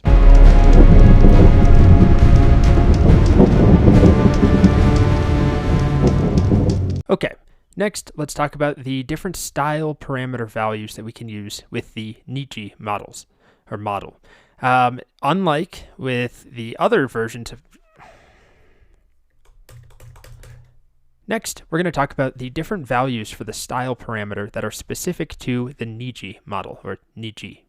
I tried to ask my Japanese friend, and she said Niji, but I feel like I've already lost the way she said it. So we're back to my Americanized Niji. Anyway, remember that the style parameter normally with the regular family of models, 4, 5, 5.1, 5.2, and so on, only has one value. You either don't use it or you set style to raw, which strips away some of the default Midjourney styles that have been baked into the model. With the Niji model, we have 4 different options. We can set style to cute, expressive, original, or scenic. And there's not a lot of information on the differences between them, except on this one page on the Midjourney docs about the style parameter. We'll start with style cute. It creates charming and adorable characters, props, and settings. Expressive has more sophisticated, illustrated feeling.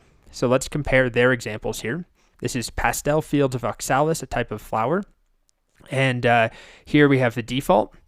Here's cute. Let's see if I can open that up. All right. And then we have expressive, which is supposed to be, I guess, more impressive illustration, more sophisticated illustration. And then we have scenic, that makes beautiful backgrounds and cinematic character moments in the context of their fantastical settings. And this is scenic. Right there. Now, I kind of think that the prompt they did doesn't do a great job at demonstrating the differences. Cute, you can see the difference in the styles, but I think it also helps if you add characters in, sort of like what they did here. So here's the default. Here's the cute style of I think it's a hamster, where it really intensifies the cuteness. Here is the expressive, which is a more complex style of illustration, so it's definitely more detailed. And then finally, here is scenic. And this is supposed to put the characters and emphasize the background a bit more and the action, I believe. Anyway, I don't use Niji all that much because I prefer generally the styles for my purposes, at least. I'm not generating a lot of anime-inspired images, but clearly lots of people are. But I tend to prefer the Midjourney model. But don't let me discourage you from using it. So let's do a couple of examples. Let's come up with a character. Let's just do a woman or a man. Let's do, how about a boy riding bicycle with a backpack or something like that. I guess I should say boy with backpack on, just to try and keep that clearer.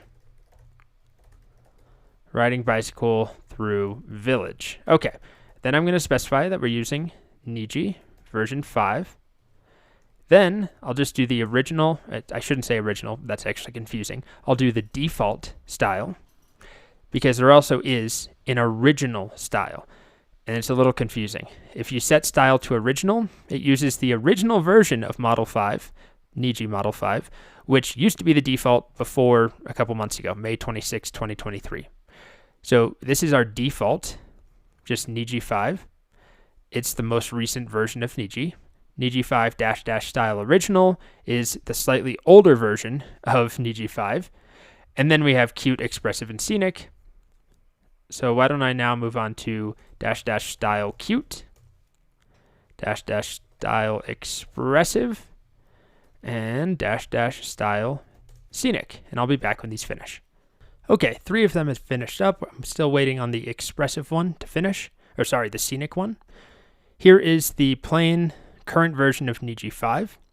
And again, looks very anime, beautiful illustrations. It's not impossible, but it's much harder to get regular plain old Midjourney models to do this compared to Niji. Here we have the cute style, and it's very apparent what the difference is now, right? It's much cuter, more simplified, a very different style of anime drawing. Still nice, but a very different result, right? It almost looks like something from a storybook, whereas this looks like something out of a Miyazaki film, and my anime vocabulary is highly limited. I've seen like 5 or 6 animes in my life, although I am working my way through One Piece right now. Anyway, keep going down. Here is our expressive version that is generally more complex illustrations, more complex shading, and you can see that certainly in this one here. Also looks like something straight out of an anime series or a movie, but it's a different feel to this, the default style, and very different from cute. I think cute is the most distinct style that you can choose from with Niji. And then here is our scenic version, where there's a greater emphasis on the background, the landscape, the relationship between the character and the landscape. Things tend to be slightly more realistic, or at least more detailed. Realistic might be the wrong term because it still is very stylized, but there's more realism to it. Okay, so those are the different styles, except for the original style, which you can play with, but it's just using the older version of Niji.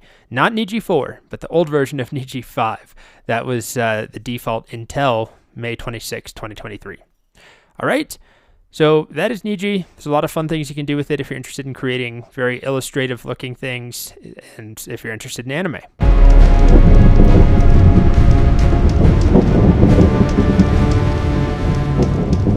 So another brand new feature in Midjourney, as of recording this, it's like half a day old, at least publicly available for half a day, is called the weird parameter, and it's a little hard to explain. The idea is that higher weird values, which goes from 0 to 3,000, which is kind of a confusing range. You have to keep, all the different parameters have different ranges, right? It'd be nice if it was just 0 to 100 for everything, but it is what it is. And weird goes from 0 to 3,000. The default is 0. So weird is not present normally. It is a highly experimental feature, as it says here, and in the announcements channel on Discord, they make it clear that its behavior will likely change. But the idea is that if you increase weird, you can get more unusual images, what they refer to as quirky and offbeat. And that might kind of sound like chaos, and they have an explanation here. Chaos controls how diverse the initial grid of images are. Weird controls how unusual images are compared to previous Midjourney images, so it makes things weirder. Chaos makes things more diverse within an individual grid, and then Stylize controls how much of Midjourney's default stylistic preferences are applied. You add it to the end using --weird or --w, and then a value from 0 to 3000. So let's try it out. First of all, here's their example of a cyanotype cat, and here's weird of 0. Here's weird of 250, 500, and 1000. And we start to get definitely weirder, more unusual imagery as we move over to the right. We increase that value. Here's a prompt for a lithograph potato, where weird starts at 0, goes all the way up to 1000, and we get more unusual images.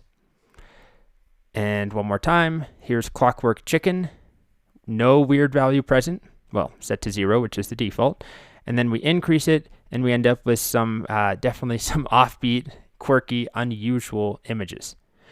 So I think it's one of those things you play around with, and they make it clear that if you want to get more attractive, weird things, increase Stylize along with weird, and try starting with similar values for both. If you just increase weird, you might get ugly results, weird and ugly. If you want weird and pretty, increase Stylize.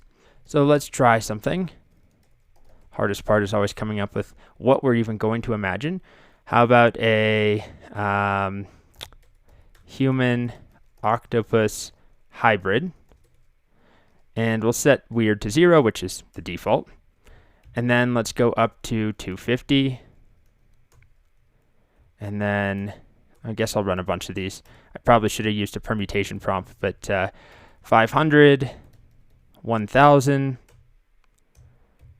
And then I'll just massively increase it from there. And then we'll go to 3000. And I'll be back when all of these finish up, or at least some of them finish. Our results are starting to come in. Here's the default, no weird value present, set to 0. And we get pretty much what we expect from Midjourney, you know, the default aesthetic. We've got human octopus hybrids. All of them are quite horrifying. Then I increased it to 250, and already we see a huge difference in how weird these images are. A man just holding an octopus, a man with sunglasses standing in front of some octopus skin-looking creature. This man here, I mean, it's like a collage-looking thing. Further down, here's 500. I mean, some very weird results.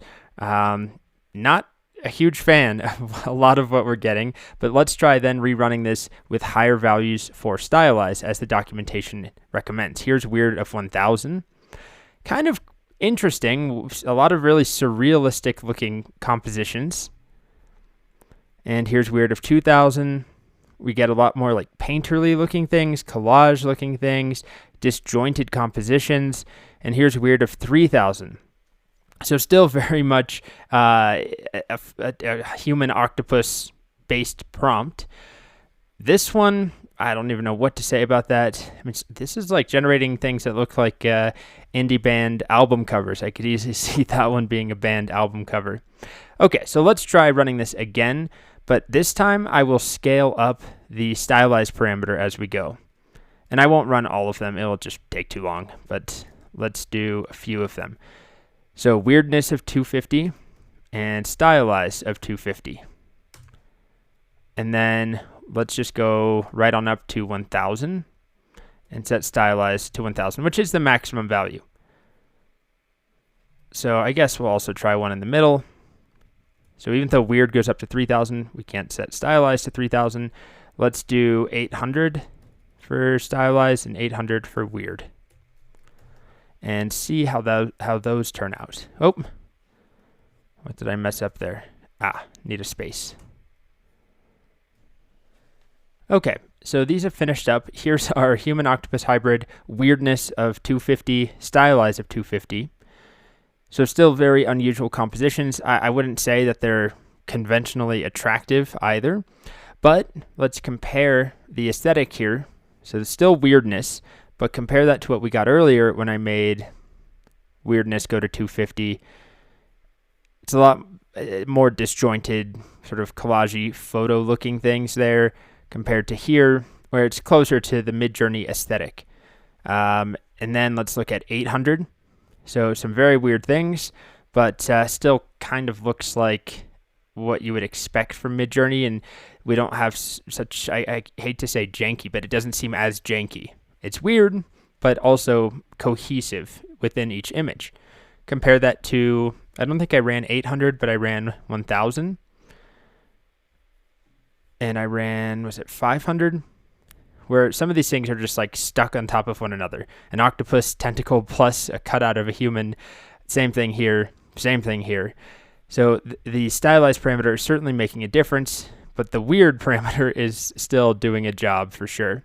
And then here's weirdness of 1000, or weird of 1000, and stylized 1000. Very weird.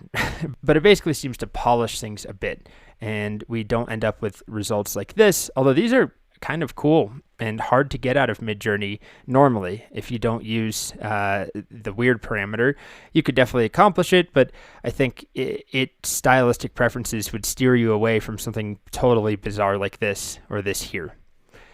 So again, this is brand new. I haven't played with it very much at all, like 10 minutes before this video, but it's fun, and I'm sure it will change, as the docs say, as the Discord server says, and the announcements channel, but this is how it works for now. The higher value that you provide to weird, which goes from 0 to 3000, the higher the value, the more unusual the images are. Basically, the more original and less similar to previously generated images they'll be.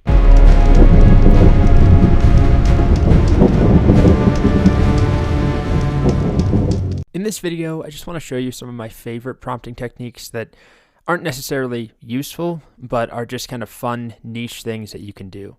And one of the first that we'll look at is knolling. So Knolling. I've mentioned it once or twice throughout the course so far.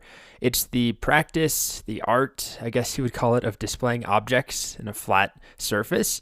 I think it originally just started as a necessity, like in, I don't know, doctors' offices, or I don't know who did it originally, but now it's kind of a trendy form of graphic design and art. So you can do all sorts of things just using the word knolling. Oh, wow, even just by Googling knolling, here's an article about Midjourney with knolling. So we can generate things, you know, anything you want. Let's just say computer parts knolling. And then let's do something completely different. How about butterflies and insects? And then you could change the style. You could probably do an illustrated knolling instead of a photographic one. While those are going, let's take a look at another fun thing that you can do, which is tilt shift photography. So tilt shift lenses, as far as I understand, are a specific type of lens that have a very, well, I don't even know what the right term is, a very limited focal plane where things get very blurred out if they're not in focus, but it also has a side effect of making things look like they're miniature. So you may have seen, you know, things like this. This is a photograph of some city where the buildings look tiny and miniature and everything looks kind of fake. So you can use that keyword, tilt shift, in any sort of prompts. Oh, here's our knollings coming in, by the way. Here's our computer parts all arranged nicely on a surface. Butterflies and insects. There we go. The butterflies and insects finished up. Some really cool stuff, and you can easily create, you know, a nice looking blog header, for example. If you wanted to have let's say a blog post on computers, maybe not as a square, but I can upscale one of these. Let's take maybe the first one, and then let's zoom out. Let's do a custom zoom. I'm going to change the aspect ratio to something super wide, like 16:9. And maybe I'll zoom 1.5 times. And I'll keep the prompt the same. And this keeps happening to me. What are you complaining about? Zoom 1.5. That is valid. Maybe I had a typo I missed, but it's complaining about the 1.5. Now it's fine with the 1.5. This has happened 2 or 3 times. No idea. All right, so now let's try tilt shift while that's going. So let's do a tilt shift of a music festival. Tilt shift photography. All right. Another thing that's fun is to use the keyword cutaway. So cutaway diagrams are things like this, where we have an object or a place, and then the diagram, the illustration cuts away to reveal some of the insides. I had a really cool cutaway children's book when I was a kid about planes and buildings, and it had all sorts of fun illustrations like this. So we just use that cutaway keyword on any sort of prompt. I mean, some make more sense than others, but let's do a, I don't know, futuristic shopping mall cutaway. And let's do one more. Maybe this time we'll do it on a bomber. Oh, I forgot to change the aspect ratio on that. Well, that's annoying. Darn. Let me rerun that. Custom zoom, I want 1.5, but I want the aspect ratio to be 16:9. Okay, so here's our tilt shift photography coming in. We get some really cool results. You know, it's a very specific style, maybe not for everyday use, but this is exactly what I had in mind. These are pretty neat. Everything looks super miniature. Okay, so back to cutaway. Let's do a vehicle or maybe a tractor cutaway. And then if I say diagram, it will probably be more illustrated or drawn looking. And if I don't do that and I just say cutaway, it might be more realistic looking. Let's see. Here's another one that's fun.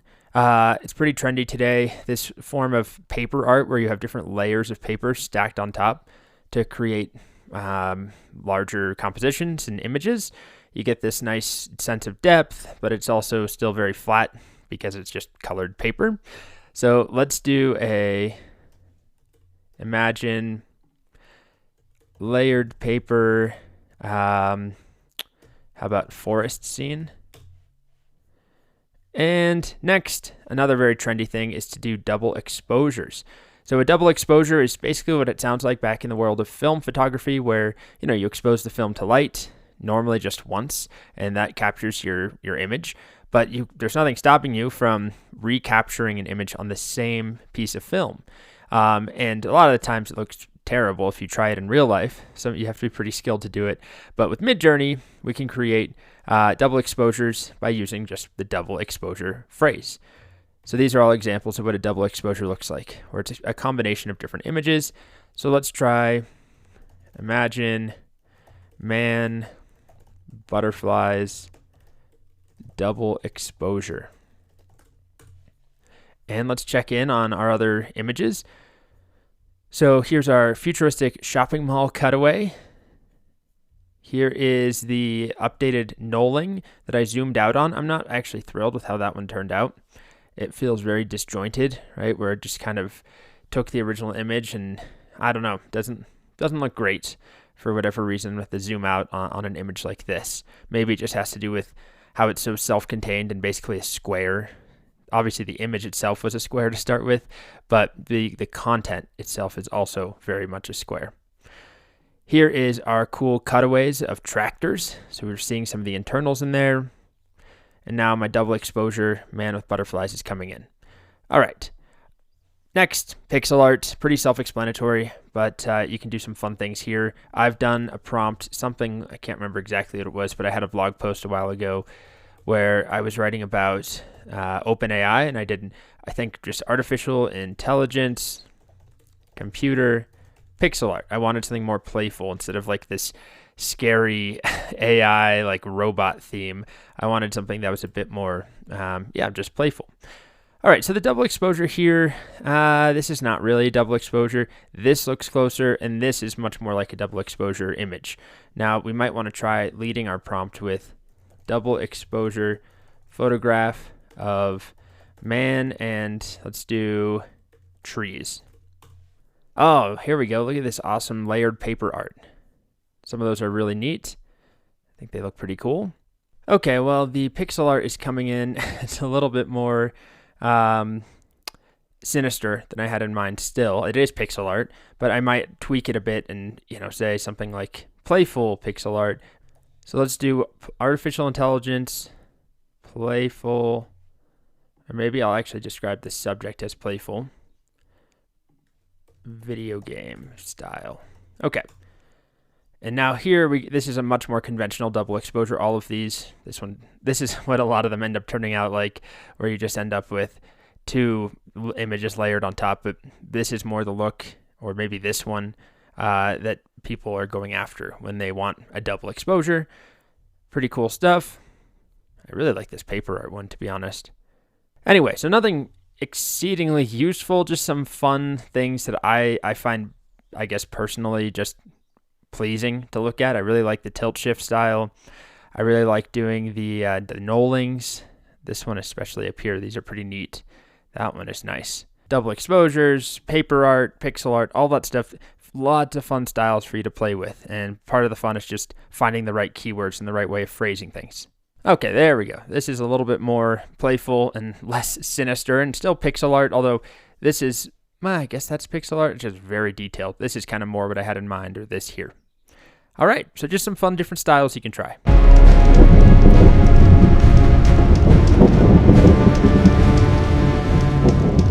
Next, I want to talk about using Midjourney to generate logos or icons, some sort of small asset that we could use as a part of branding for, let's say we run, should we do a bike shop or a digital ad agency? Who knows? We'll come up with some idea. Maybe we'll start with a bike shop, maybe a mountain bike shop. So we've kind of run up against the issue of using the word logo itself, which often connotes text, and we get stuck with some awful Midjourney text generation. But why don't we just begin our process here with, logo for mountain bike company, and then some style ideas. Maybe we'll do 2D, minimalist. Let's start there. Of course, I forgot to hit record earlier, because what I actually did is I reran the same prompt, but I increased the chaos just a little to 10. And I ran it 3 times, I believe, just as a way to brainstorm, right? It's a way to sort of get different styles, different ideas, compositions, and then I can pick one and maybe generate variations on it. So remember that chaos is pretty sensitive, or 5.2 especially treats chaos way stronger than previous versions of the model. So just going to 10 tends to be enough for me, even though it goes much higher than that. So looking at these, just personal preference, not really a fan of that one. This one's pretty nice. This one's nice. That one's nice. But I think I like this one. So I'm going to start by just generating variations on this, which is number 4. I won't bother upscaling it first. Let's just make variations on it there. Let's also try, what was the other one I liked? This one or this one. I don't know if I want a dark background for our logo. I might want it to look good on, a white t-shirt. So maybe I'll try this one here too. So that is 3, right? Yes, 1, 2, 3, 4. Okay. And so you can see I got some variations coming in. Fortunately, I'm not getting any text in these. And I think it just depends. Well, it does depend on the prompt, because earlier in the course I used the word logo and got text everywhere.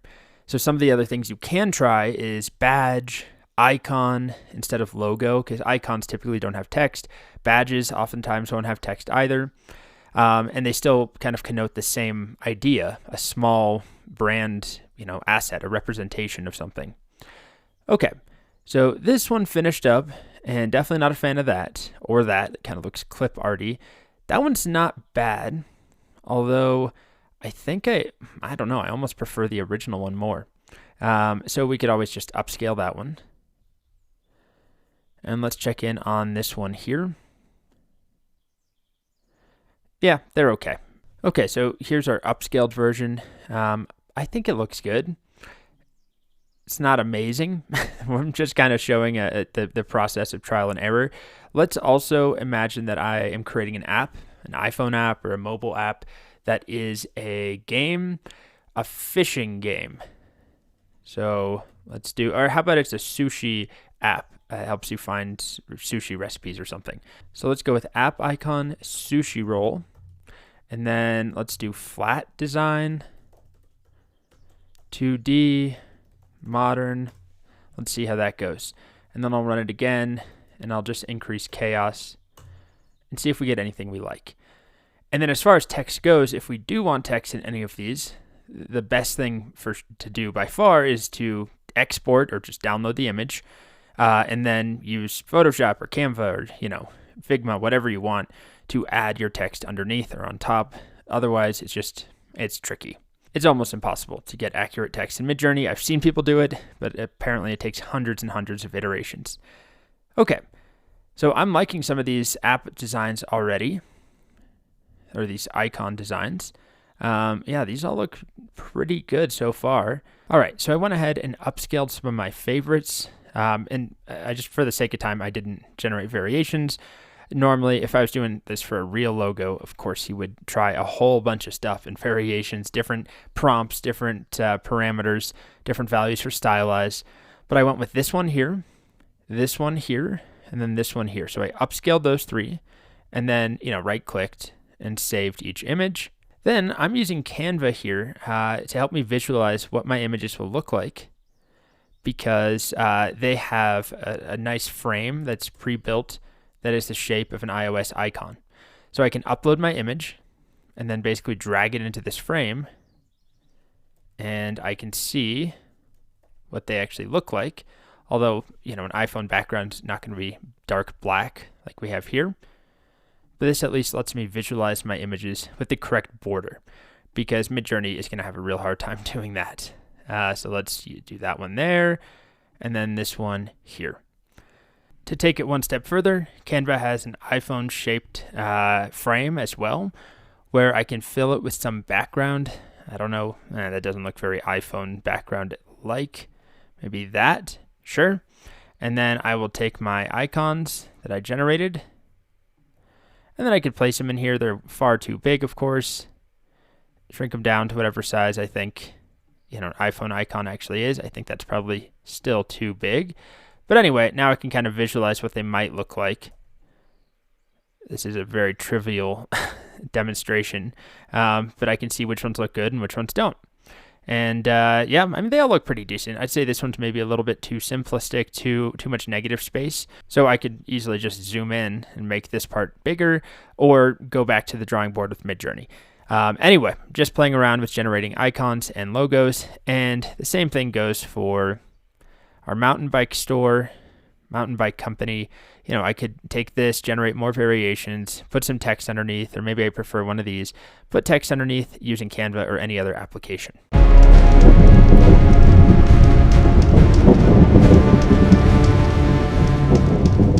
Next, let's talk about creating social media content, ads, banners using Midjourney. So Midjourney is not going to make us a text with a nice layout, but what it will do is help us make images that fit nicely within our content. Again, I'm using Canva because that's just what I use personally. I am not trying to pitch you on Canva necessarily, but they have a whole bunch of these preset templates for this is a Facebook post. So I could pick, any, this is actually, there we go. This is all of them here. There's thousands of them on here with a bunch of different styles. But I could pick something that I like. Try one more. Okay, so here's one that I picked also that I like. So maybe I want to go with both of these. Why don't I start with this one? I guess I'll just leave the text for now. I don't have a better idea. So this is about wasting food. Why don't I now generate a nice image that could fit in there? So the first thing I want to consider is what the aspect ratio is. And I can crop it. This image is cropped, I'm pretty sure anyway. Maybe not. Anyway, I can crop the image myself after the fact, but I don't want to start with a square and then lose a lot of it. So I'm going to want a taller image than it is wide. And I'll probably go with, maybe I'll try using a knolling. So knolling, photography of food waste. That might look ugly, but let's try it. Aspect ratio will be, maybe 3:5 or something like that. Let's see, that's pretty tall. Maybe it will be 3:7. Let's see what that does for us. Okay, I'm looking at it come in. I think 3:7 was a bit too extreme. We'll try 3:5. Okay, so this was the 3:7 aspect ratio, quite skinny and tall. I think this will look better. Let's see if we like it though. We have the problem of the background not looking great. One thing you can try, if I want to match this background color here, it's not reliable, but I can try this. Take this hex code, whoops, right there, and rerun my prompt, if it will let me. Sometimes it does not want me to rerun it. Imagine nulling photography of food waste. And then I'll say on a background. Sometimes it understands hex color, sometimes it completely ignores that. And then aspect ratio 3 to 5. Let's upscale one of these though and just see if it looks good. Let's take 2. Wait for that to finish. Come on. You can see it looks like we're getting some green, but I wouldn't hold my breath for that. Let's save the image, and now we'll go ahead and upload it. There it is. And then I'll just drag it in to replace that one. So it looks okay, right? It's not amazing, and I think it largely has to do with that background color. And there's a lot of choices for how we approach this. Let's see how, see, it's getting sort of a greenish color, which maybe it's just a coincidence, but it doesn't look perfect yet, although these could work better for sure. But the other approach here is to try and remove the background, although it's complicated when there's so much stuff here. Might have been easier to go with the not a nulling photo that has like 100 objects. So I can try taking this and then put it on the background color that I want, which would look something like this. And I think the colors are just too bright. I'm not a designer, but it kind of clashes with that. So then we have a whole bunch of different filters we can try and different effects. Let's see if any of them look good. You know, we can play around with some of this where we're desaturating and yeah, you know, something like that's not terrible. Just as an idea. Now it might be too busy. So let's check in on these ones. You can see it influences the background. It's just not exactly the same color. This one looks nice though, so I might just try upscaling one. And then let's try something completely different. Let's do photograph of 3 mangoes falling in air on green background. Maybe on muted green background. Okay, so here's that second attempt. And I think that this background color still looks better than this one, but it looks convincing enough. It's not terrible. Okay, I'm already not happy with the green background that we're getting here, so let's try another one where I'll replace the background. Let's do illustration. I like to use the word textured illustration of 3 mangoes falling in air. Let's do solid beige background. And I forgot my aspect ratio. What an idiot. Let's do 3 to 5 again. And I'll run that twice. I'll be back when that's all done. Okay, so the mangoes are almost done. Okay, this one finished up. This finished up. Is there one that we think looks better? I kind of like this one and maybe this splattery one. Let's try those two, just upscaling them. So that's 4 and 3. And then over here, I like this one. Let's upscale 3. And then of course, I'll go ahead and save these images to my downloads.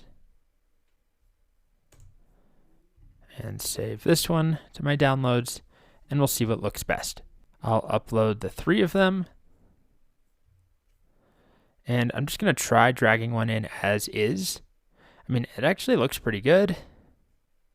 I'm kind of happy with that. All of these look decent, but then we could also try replacing the background. Let's take this one. I'll duplicate it just so we can compare. Let's remove the background. Those splatters might trip it up a little bit. Yeah, it looks okay. And then there's our dark green background behind, or it's not dark, but a sage green background behind. We can try it on this one. Again, the splatters, though, are tricky, and this is where something like Photoshop would come in handy, because you can call out, it doesn't look great. Yeah, it's only okay. And then we have this one, which I think will do well if we do remove the background, because it's so simplistic. Yeah, it's not bad. I might actually make it all a little bit bigger in there. I think one of these is the most compelling, or even this one here.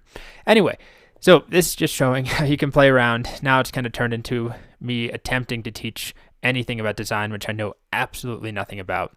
But you can use templates, or obviously have your own custom, whatever you want, a layout, but use Midjourney to slot in images to enhance your social media assets, your blog post, whatever it is. In this case, it's a Facebook post. But if we go back to Canva, this is Canva. There's a whole bunch of different templates, right? If we go to social media, you could make an Instagram story post. Instagram. You could make a Facebook cover. You could make a YouTube thumbnail, a TikTok video. There's a million different templates here for all sorts of different social media. And then you can put your own Midjourney generated images directly inside.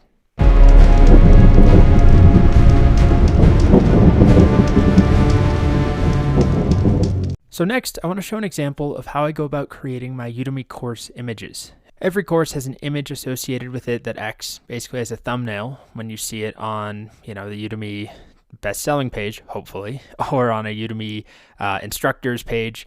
It's just what you see before you begin the course. So there's some restrictions on the size. First of all, no smaller than 750 by 422 pixels. Specifically, though, the ratio is a 16:9 aspect ratio. So I'm going to use the aspect ratio parameter to help me. But beyond that, we also have to be aware of the composition. Udemy images, there's another page where they describe this, are cropped on mobile size. So all the important content needs to go in the center of the image. And then on the right and the left, it's generally nothing there. It's empty space or like a fancy background, but you don't want to have your content extend through it and get cropped. So because of that, what I usually do is start with a square image that I like.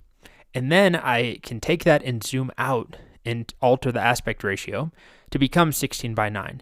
And that will keep the important stuff in that middle square and then add on to the left and the right.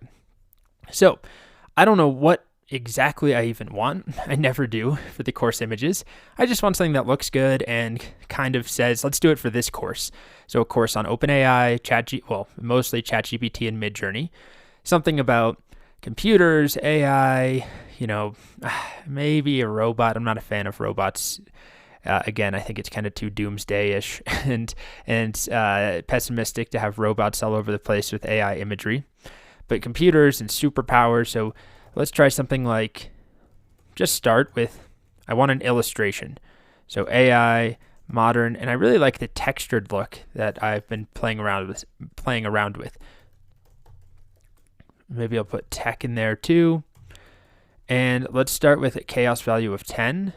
And I'll just run that a few times. And then I'm also going to try with S or stylize, and I'll use a multi-prompt to get some different values in there. Let's try 200, 400, and 600. And queue those up. And I'll be back when these are done. We'll see if there's anything that we like. Well, we're not off to a great start. Pretty much every image is of a woman or a woman cyborg. And all that I said was AI and tech as far as subject matter, so I'm going to want to revise that. Although I do like some of the styles that we're getting here. Again, more women, more women, more women, more women. So I'm going to rerun my prompt here. And instead of AI tech, I might say, how about computer superpowers? Yep, I'll run that with my multi-prompt, different values for stylize. And then I'll rerun it instead of computer superpowers. Maybe I'll also try, what's some other imagery here? Maybe programmer, and then artificial intelligence. Let's try those. All right, well, I've been at it for 5 or 10 minutes. I tried changing it to programmer AI, and again, the subject is just too heavy on the person, which makes sense. I put the subject of programmer first. So then I revised my strategy. You can see I'm getting a bunch of these. They're nice images, but I'm just not a fan of this for a Udemy thumbnail. It's a little too dystopian too. So then I revised it a bit to be all about a computer brain, AI, circuitry. I threw in layered paper, which is one of my favorite prompting styles. And they're still kind of freaky looking, but they're getting closer. And something like this is actually pretty neat, I think. It's a little bit too scary still. So, I might go back and revise it again to say happy, friendly, playful. This one's kind of neat too. So now we're getting closer to where I personally would like the images to go. I mean, all of these are looking pretty cool, I think. Yeah, I'm happy with how they're turning out finally, but it took a whole bunch of attempts because I didn't even know what I wanted to begin with. And now it's just about striking a balance between what's too abstract versus what's too literal and therefore scary looking. I don't want to turn people off. So I also tried rocket ship computer. I was going to try something like rocket ship brain. Let's do modern. You know what? Why don't we try cutaway? And then let's play around with at least one of these that I've generated. You probably have your own personal preference. I'm not sure which one. I think I like this one. So I'll upscale 4. I also like this one. So we'll upscale 3. And I think, they're all decent. Maybe one of these here. Maybe that one. I'll upscale 2. Okay. So now I'll take this one and I need to get it to the right aspect ratio. So I'll start by just doing a custom zoom. I'm going to change the aspect ratio now to 16:9, which is what we need for the Udemy images. And I might only zoom out 1.5 times to start. And then the other approach, I kind of like the cutaway option too. Maybe it's too heavy on the rocket ship, but I will get in trouble. I think Udemy doesn't allow any text at all, even if it's meaningless gibberish. They just flag that. I also like this one, so I'll do another custom zoom, but maybe I'll generate variations first. Let's do some strong variations and then some subtle variations and see if there's any I like, and then we'll worry about zooming out. So here's my 16:9. It might be too much zoom, to be honest. So I might go back to this one, run the same prompt, go back to 16:9, because it resets every time. It doesn't remember the prompt you had there, but then only zoom out like 1.25 times. Yeah, this one's kind of neat. I don't know if it's too freaky. But let's see what we end up with. Oh, and once again, it's complaining about my zoom amount, even though it's definitely fine. It's just some weird bug. Just have to try it again. 1.25. Aspect ratio, 16:9. No typo here, right? 1.25. Okay, and now it's happy with it. I don't know what that is. Okay, so you can see that it's keeping my brain in the middle like I wanted, because I started with that square, and then I zoom out. But it's adding in a bunch of like circuitry and stuff. I think that's what it is, sort of, I don't know, stacks of electronic-y stuff, which maybe I like, but maybe I also want to keep it simpler. So another option I have here is to just take the original image. If I like this one or this one, is to try and remix it to get it on a blank background, although it's a pretty flat background already. So I might just download this one, save it to my downloads, and then generate a background that I like separately. Yeah, because these are a little just messy. They don't look very good. So I don't think that's going to work well for us. And then I could do the same with any of these if I like how they're turning out. But I think what I'll do is actually generate a separate background. My background will be minimalistic. Maybe I'll do circuitry, background, illustrated. Let's see what that does for me. And then I can just combine my images in Canva. So I'll go ahead and make a new design. I want it to be 16:9. I think I actually already have here. I'll just do it in this presentation because this is a 16:9 deck. And I will upload the brain image right here. Is that it? No, this one.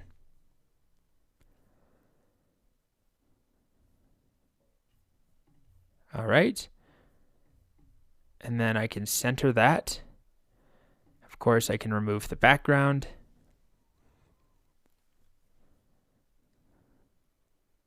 All right. So it's not perfect, as you can see here. I can go clean that up, but now I can play around with things. I'll add in my own background. If I go to the elements page, I don't think I like this one. Here's what Midjourney came up with for me. This one could work. So upscale 2. But let's try running it one more time. That's the wrong prompt. This prompt here. But I'll specifically say that I want it to be a white background or light background.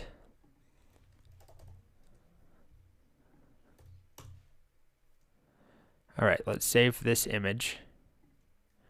We'll see what it looks like. Now I will upload this dark circuitry.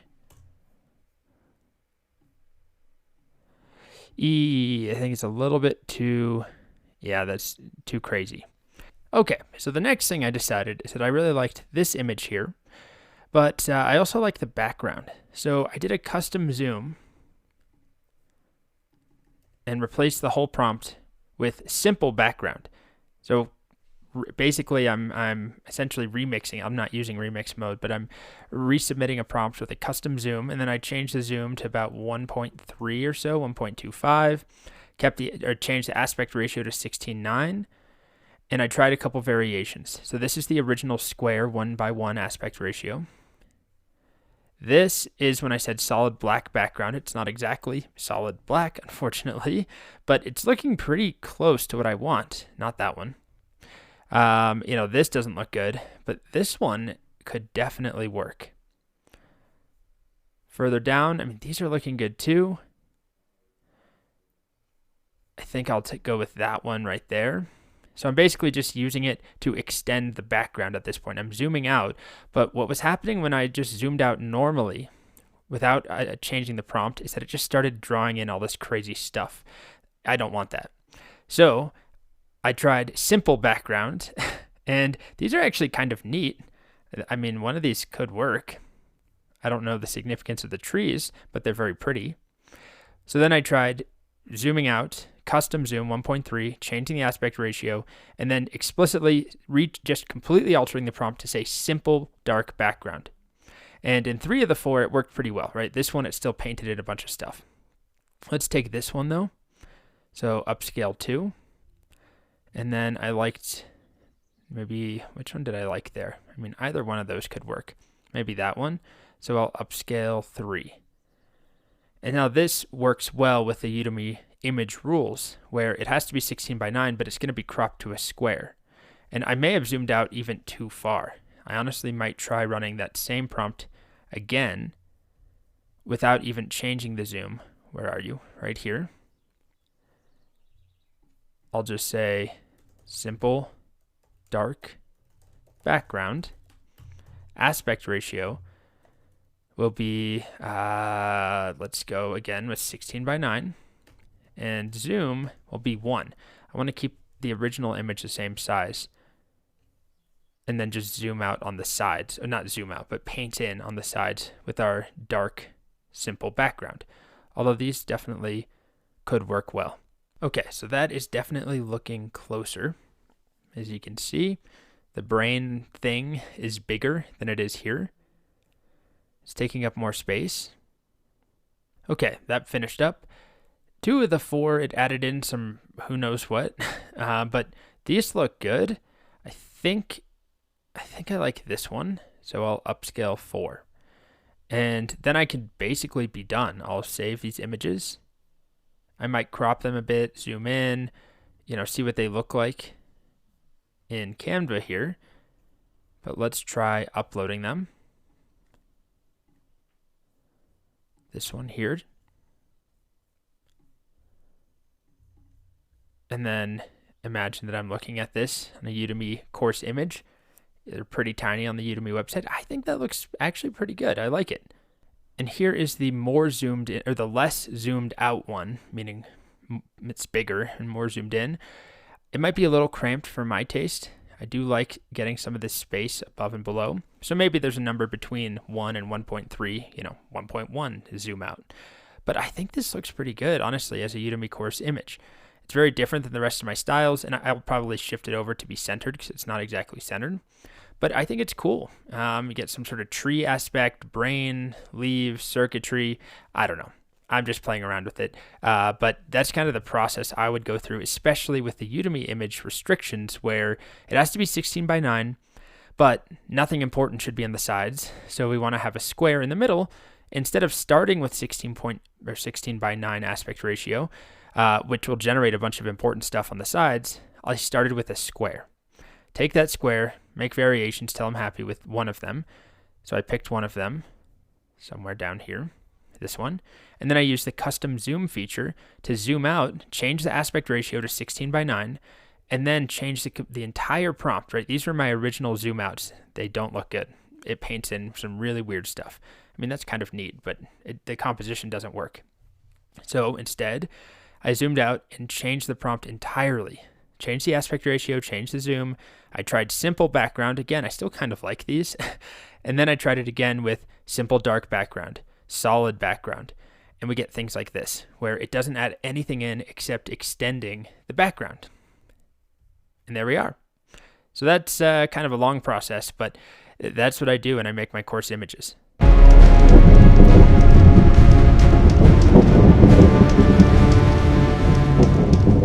Okay, so I had the previous video on generating a course image using Midjourney, a Udemy course image. This is I guess a part 2 or a follow-up because I realized it was okay, but it didn't really look like some of my other course images. So what I decided to do is upload one of my previous course images.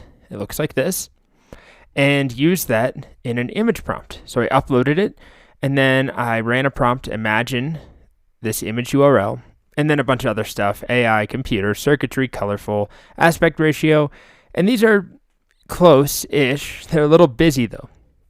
So then I tried running it again, but I slightly modified the prompt to use the term minimalistic. And I'm really happy with how some of these are turning out. And again, I decided to try the square strategy first because remember that Udemy images are cropped on mobile.